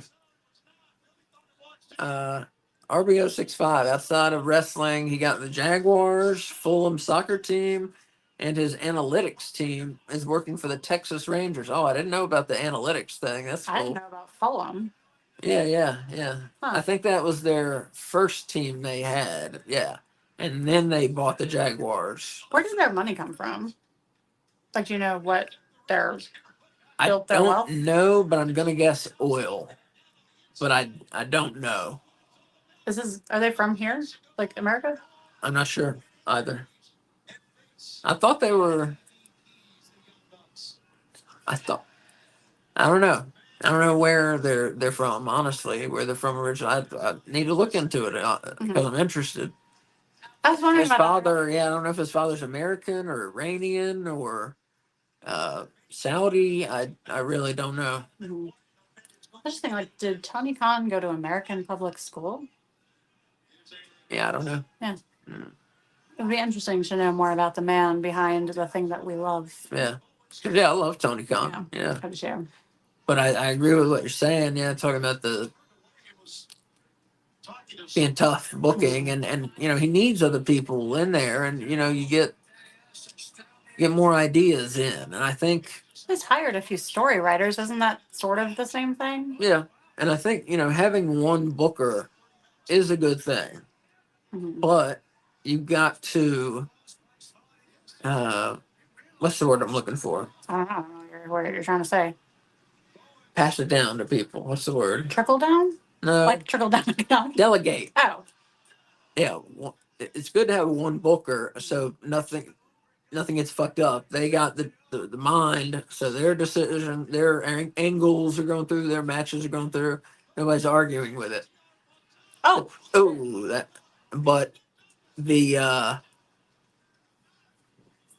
sorry, man, that was all. That was close. That was That's a very close to an close, yeah. accident with Dax there. Um, what I'm saying though is one booker, so he can get his ideas to work, but then you got to delegate. Mhm. People who are running the matches, and he does to an extent. He's got Jerry Lynn as like a match agent there. He's got Brian Danielson helping out. He's got Chris Jericho helping out. Yes, But he needs someone who's like not presently wrestling, so they can have their head completely in the booking world. What about like Will Washington? I thought he was hired for that, and then also I haven't heard about anything he's done. the woman who they hired from WWE that used to write for soap operas, right? I think she is supposed to be writing a lot for the women's division. Right? Okay. But she's another name. I never hear about her, so I'm not sure. But right, he's hired some people who we were told are going to help with booking, but I don't know if they are. Like I said, I never heard from them again after they got hired. I've heard about Danielson and Jericho, but not these other people. Will Washington. Man, this match is fucking it's awesome here. Will Washington's fairly active on Twitter, I think, or he was at first anyway. I think so. So I think so. you could probably check that out to get some information on like what he's been involved in, maybe. Mic drop. Plus, I don't know how much of behind the curtain they want to show us as far as like the booking goes. Yeah, this is good. Yeah. Whoever said a banger, yeah. RBO65 says she mainly writes for Monet. Yeah. I think I read that. Yeah. It's like how like The Rock used to have a personal writer for him. I forget the guy's name, but he wrote a book too, and it was pretty good. He was Adam Gewirtz. Adam Gewirtz is his name, and he was the head booker of WWE for a while. And he wrote a book, and that's interesting. If you're interested in booking and how the process of booking the shows goes and creating the characters, he talks all about that. And like I said, he was The Rock's personal writer. Also, he wrote like all The Rock's promos, almost all The Rock's promos. So it's an interesting book to read. I forget the title, but like I said, the name's got is Adam Gewirtz, Gewirtz. I love that. Like, it makes me think of like when you get someone that's like an expert in like a movie or book series, you know. And then like eventually they said they work for that series, and they're like the people on set to make sure everything's in canon, Yeah, you know. right.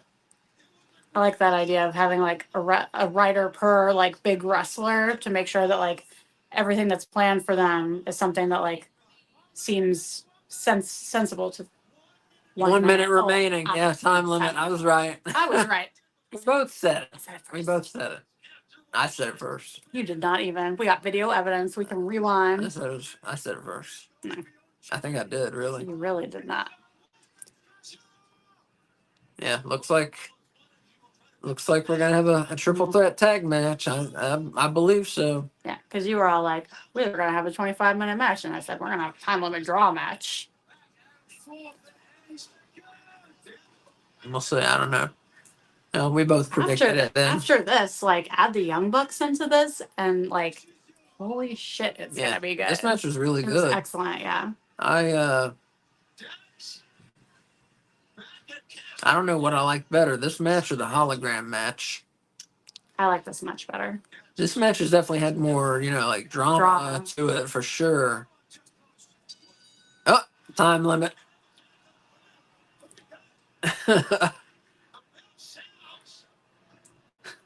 So 2 of our all-in matches are coming from a double Ties. tie. Yeah, like a double count out, and I guess it wasn't a count out. What was that called when you just lay there? Is that a count out? I call it a double knockout. Knockout? Okay. I don't think that's how AEW referred to it, but I call it a double knockout, yeah. Because I think that's what Street Fighter 2 calls it when you tie like that. So, double knockout. Sometimes, when they do a time limit draw, Tony Khan or someone will pop out and be like, 5 more minutes. Yeah, but we I don't have think to have a winner. But I don't think that's happening here. That's happening either. It's 10:03. Oh, we got some shoving. Oh, nuh-uh. Oh, no. What? Blue on Dax. What? He just punched Daddy Ass in the face. Oh. Which is prompting the, I was eating my melted ice cream. Wow, that must be really melted. You got that before the show started. Yeah, it was really melted. It was nice. It was like ice cream soup. Or frozen yogurt soup. So like chocolate milk? Yeah. It was frozen yogurt, right? Yeah. Oh, still good. Very good.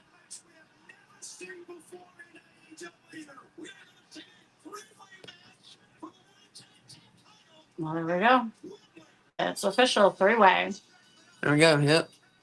Interesting. 3-way tag, 3-way trios. I did not think they were going to do that. So we were right.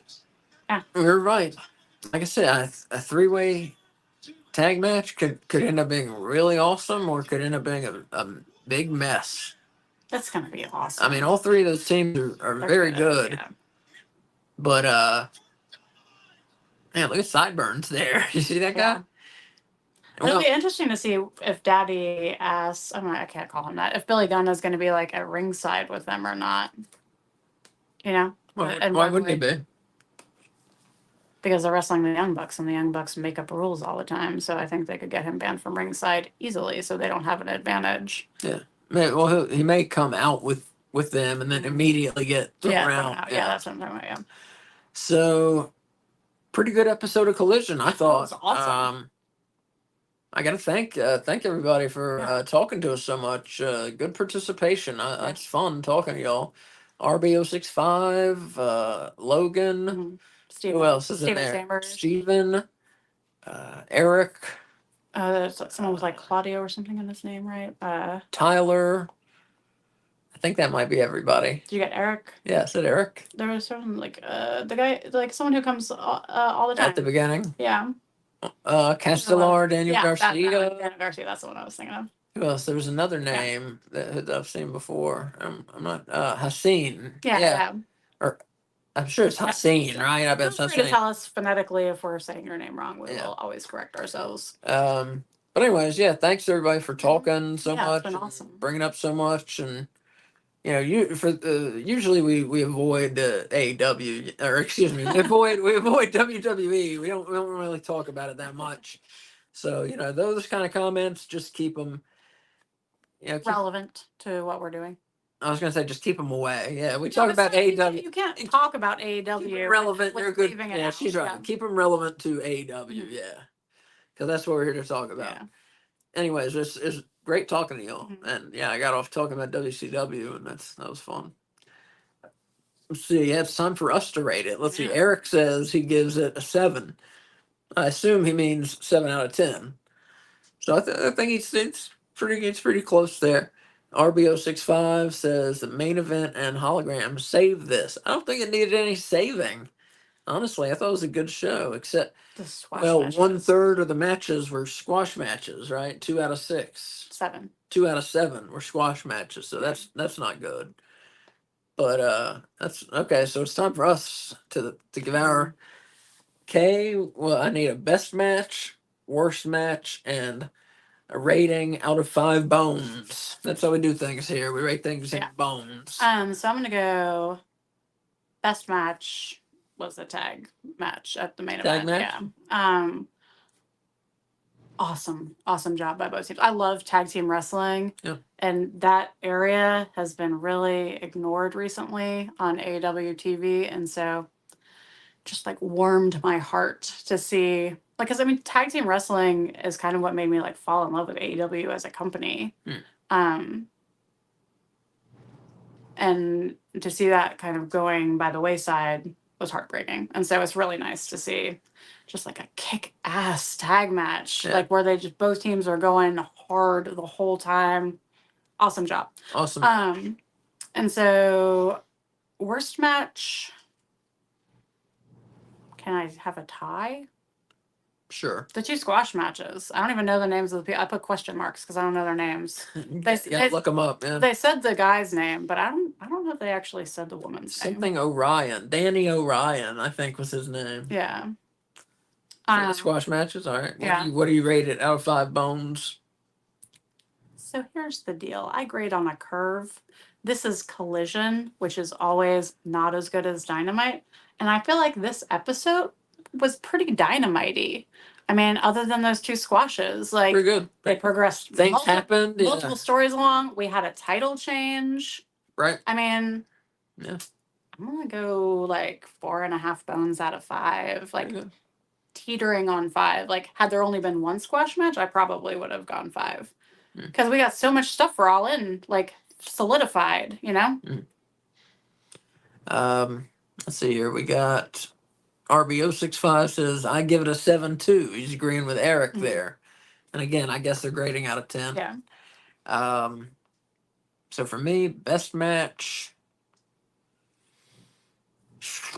Man, that's tough. That's tough. There were 2 very good matches. It's not tough. You just don't want to go with what you know was the best match because your heart lies elsewhere. Best match, yeah, I gotta give it to the main event. Yeah, Yeah, me too. FTR. I mean, Hologram and Angelico put on a great show. Mhm. But FTR and the Acclaimed, there's a lot of heat behind that. Yeah. You know, title shot on the line and All In, and both teams really wrestled their asses off. So yeah, I guess that's the match of the night, Yeah. definitely. Worst match. Yeah, the at least Jack Perry brought a new belt out, so I'm gonna say Mariah May and whoever she beat Yeah. in like 40 seconds. That's worst match. Rating out of 5 bones. Man, the 2 squash matches aside, I really enjoyed this episode of Collision. Yeah, like Kay said, we got Hologram and Angelico in an awesome match. Hologram still undefeated. Mhm.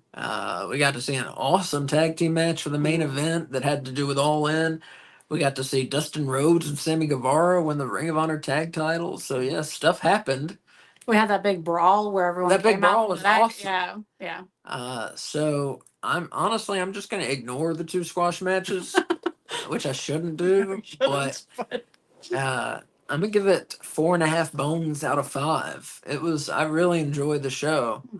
The matches, the 5 matches that were real matches. Yeah. I really enjoyed it. And like Kay said, the purpose of everything except the hologram match was, moving forward. Well, in the Ring of Honor match, I'm sorry, Mhm. everything was about moving forward to All In, and that's what they've been doing. They've done a very good job, not of building every match at All In, but they've done a very good job of just building the company heading to All In, and and most of the matches, I think they've done a good job building, because AEW, like a year and a half ago, they would announce maybe 3 matches for a pay-per-view, and then like 3 days before the show announce like 4 or 5 more, or 6 more. He still does that with Ring of Honor. Yeah, he still does that with the Ring of Honor pay-per-views. You'll know Yeah. maybe 2 until the Thursday before, Right. and the show's on Friday. True. So True. yeah.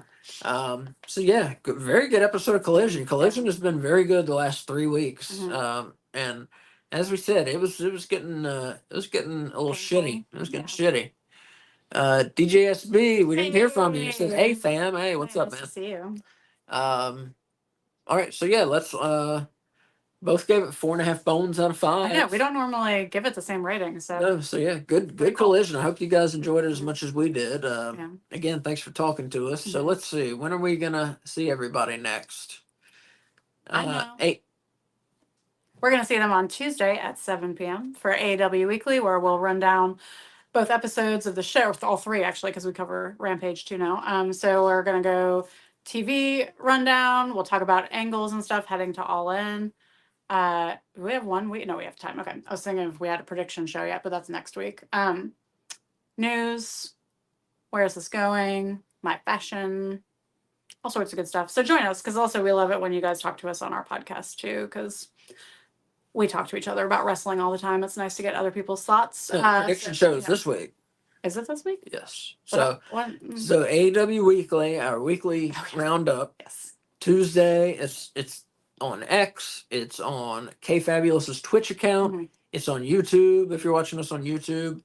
So AEW Weekly Tuesday night at 7. And if you can't make it live, like they go on the archives, but also I post the audio only version on like everywhere you can find podcasts. Apple Podcasts, and Spotify, and all those places. The audio only version gets posted too, if you want to carry us with you. That's sweet. Yeah. So AEW Weekly Tuesday at 7. We're gonna do a Dynamite watch along. Wednesday 7:55, maybe 7:50 even. I don't know. We like to start and run things down just a little bit before the show starts. So yeah, like 7:50, 7:55 Wednesday Dynamite watch along. Thursday 7 p.m. AEW All In prediction and preview show. Thursday at 7. As always, our title is going to be on the line, and currently neither Asa nor I possess the title. I lost it at the last pay-per-view. That's true. I had the prediction championship for like 6 months, I think, actually. And I lost it to Wolf, who I'm assuming is going to join us probably Wednesday, hopefully Thursday for the prediction show. We like to get his thoughts and opinions too. Plus, I want my belt back. Yeah. Of course, we still have the physical belt. That one is the one with the red on it. You can see the, there. What is it? The ECW something, right? ECW World Title. Yeah. He lives in Detroit. We weren't going to pay to mail a belt to Detroit, so he has the belt in spirit. Right. Yeah. So if you don't know, me and Kay and Wolf, we make our prediction to the pay-per-view, and then whoever gets the most right, of course, they win the prediction title belt. So we got a physical title belt is on the line. But even if you don't care about that, we're going to talk all about All In. So we're not going to talk about it too much on Tuesday on our show. Well, we have to a little, because that's the storyline. Like I said, we're going to talk about a little, but we're not going to go in depth in the matches. Yeah, we won't make our picks or anything on that. No, we won't be making any picks or anything. We'll just talk about All In as it relates to what happened Dynamite and Collision and so we'll talk about a little. But Thursday at 7 is a prediction preview show. We're going to talk about all the matches. We're going to go all in on all the All In matches. What do you think about that? I love it. So that'll be fun. Yeah, join us. Yes. you guys can give your predictions too. I would love to hear what everybody's thinking about these matches. I got a supporter in the chat for me to be champ. Nice. Oh yeah. I appreciate that. DJSB. Yeah, I want thank you. K to be champ. Queen K. Yeah. She was champion for like 6 months. I had it when we started for a little bit, but then Kay won it away from me, and I couldn't get it back. Yeah. I think I started with it actually. I was the first champion, and then you won it from me like after a month. Yeah. But then after that, I pretty much got it back for the rest of the year. But now Wolf, Yeah. he's not with us tonight, but Wolf Mhm. joins us on watch-alongs a Yeah. lot of times, and so hopefully he's on the preview show Mhm. Thursday. I'm Yeah. not sure. We'll see. He'll probably send us his predictions, even if he's not on the show. Yeah, 'Cause that's yeah, what we we can do do, that. yeah. Yeah. But we'll see. So yeah, once again, Tuesday, 7 p.m. AEW Weekly. Thursday, 7 p.m. Oh wait, Wednesday. 7:55. Dynamite watch along. Yes. Thursday, 7 p.m. Prediction show. Mm-hmm. And I don't know if do we have Collision? I don't know what the deal is with Collision, but we'll probably do a watch If along. Collision is happening, we'll do a watch along. I think it's happening. I think it's happening. I think it's just I think it's taped, maybe. Okay. I So don't we'll really do know. we'll do a watch along. I'll figure it out. Yeah. We'll make an announcement. Or And you then can subscribe to our channel and turn on your notifications, and then just be notified anytime we go live. yeah, but I announce everything on X. Mm-hmm. So check out our X account. It's at No Bones Wrestling. That's at No Bones RASSLIN. DJSB says we need to wear real wrestling gear. Let me design the women's gear. I love it. So I do have on real wrestling gear because I'm wearing the t-shirt Orange Cassidy wears every time he wrestles. There you go. I guess There he you doesn't go. really wear the shirt while he's wrestling. He wears it to the ring. It counts. I'm It counts partway there, halfway. partway You're there. halfway. That would be really funny. That'd be awesome. If you guys missed it, we do dress up Yeah. for the Halloween. Mhm. We do retro watch-alongs of WCW Halloween Havoc. Yeah. And we do a different costume every week. So yeah, we do dress up a little for that. Yeah. So what else? So yeah, you see us a lot. Look, if you remember, look for the schedule on X. Mhm. Subscribe to us on YouTube. Give us thumbs up and all that kind of stuff. That really Yeah. helps us. So we really appreciate it. If you have people who like AEW, spread us around. You know, we'll talk about the indies and stuff, but mostly we focus on AEW. Yeah. Yeah, Tuesday we're on, Wednesday we're on, Thursday we're on, And probably Saturday we're on, and Sunday Yeah, we will be we will. doing an all-in watch along for sure. I guess it's like the biggest thing. We should probably mention that we're doing that. Yeah. all-in watch All in, we'll along, be there. big one. Not like literally there, but here. You know? Yes. So yeah, like goddamn, 5 nights this week. Can Plus- people take us plus- for 5 weeks? Plus, we'll watch Rampage. Or so wait, it's just 5 gonna- nights. I mean, Yeah, it's gonna be a lot of wrestling this week. So yeah, 5 nights this week. Tuesday, Wednesday, Thursday, Saturday, Sunday. We're on. I'm up for it. That's the most we've ever been on. So I hope you like Yeah. us, and I hope you want to hear us talk that much. If you catch all the shows, Yeah. DJSB says, "True. I like the old spandex and nylons with boots look." Yeah, me too, man. Yeah, Never enough wrestling though. Yeah, correct. that's true. Never enough wrestling. But Well- it's just, do you want to hear us Yeah. for? We are supplementing our free time from AEW by watching All In from 2019, 18? Whatever the first Yeah, one whatever was. the first one was. Yeah. We've been watching that. We're about halfway through. No, we're almost done. Oh, we're almost done. Almost done. It's been really good. It was very good. Yeah. Yeah, that first All In that was not AEW. Mhm. In Chicago. In Chicago, yeah. Track that down. It's a very good show where they sold like 10,000 seats, and that show kind of led to AEW being formed. Yeah. I mean, a lot of different people were on it. Rey Mysterio Jr., Cody Rhodes, Ray Phoenix, Okada, Chelsea else? Green. Before she was Chelsea Green. Yeah, true. Four Horsemen's daughter. What's his name? Tessa Blanchard. Tully Blanchard. Tessa Blanchard. Yeah. But yeah, a lot of people were on that show. And so, yeah, the first All In, check it out if you can. Mhm. But now we're going. We Yeah. talked a lot tonight. We talked to y'all a lot. He says we could wear capes. Oh, man. I said when I turn 50, I'm going to start He wearing did. capes. I don't think he was joking either. I'm not joking. So, We're like 10 years away. yeah, I'm so- 40. I'm 40 now. So give me 10 years. I'm gonna start wearing capes out in public. He Yeah. has a wizard costume in his closet that I like emotionally like battered him for owning. I think I'm gonna try and get him to wear that this year for one of our watch alongs. So you'll get to see him in a wizard costume. I don't know about a cape yet, but We'll wizard see, yeah, costume. we'll see. It's gonna happen. DJSB said 2018 it was. I Yeah, think I that's think right. so, Yeah, yeah. great show. He said I like the after show commentary. Thank you. Thank you. He said I can definitely rock that. I don't know about all that. But yeah, thanks y'all for watching. Yeah. I'm gonna run it down real quick one more time. Tuesday at 7, AEW Weekly. Wednesday at 7:55, Dynamite Watch Along. Thursday at 7, All In Prediction Show. Saturday, whenever Collision's on, Collision Watch Along. Sunday, whenever All In starts, like 3 p.m. or something, Mhm. All In Watch Along. So We'll do the 0 join hour us. also. Yeah, we'll do the 0 hour too. So we'll probably go on like 5 minutes or 10 minutes before the 0 hour. So Usually. exactly, yeah. So join us. Thanks for watching. We'll see you Tuesday night, I hope. And as Mick Foley would say, Have a nice day.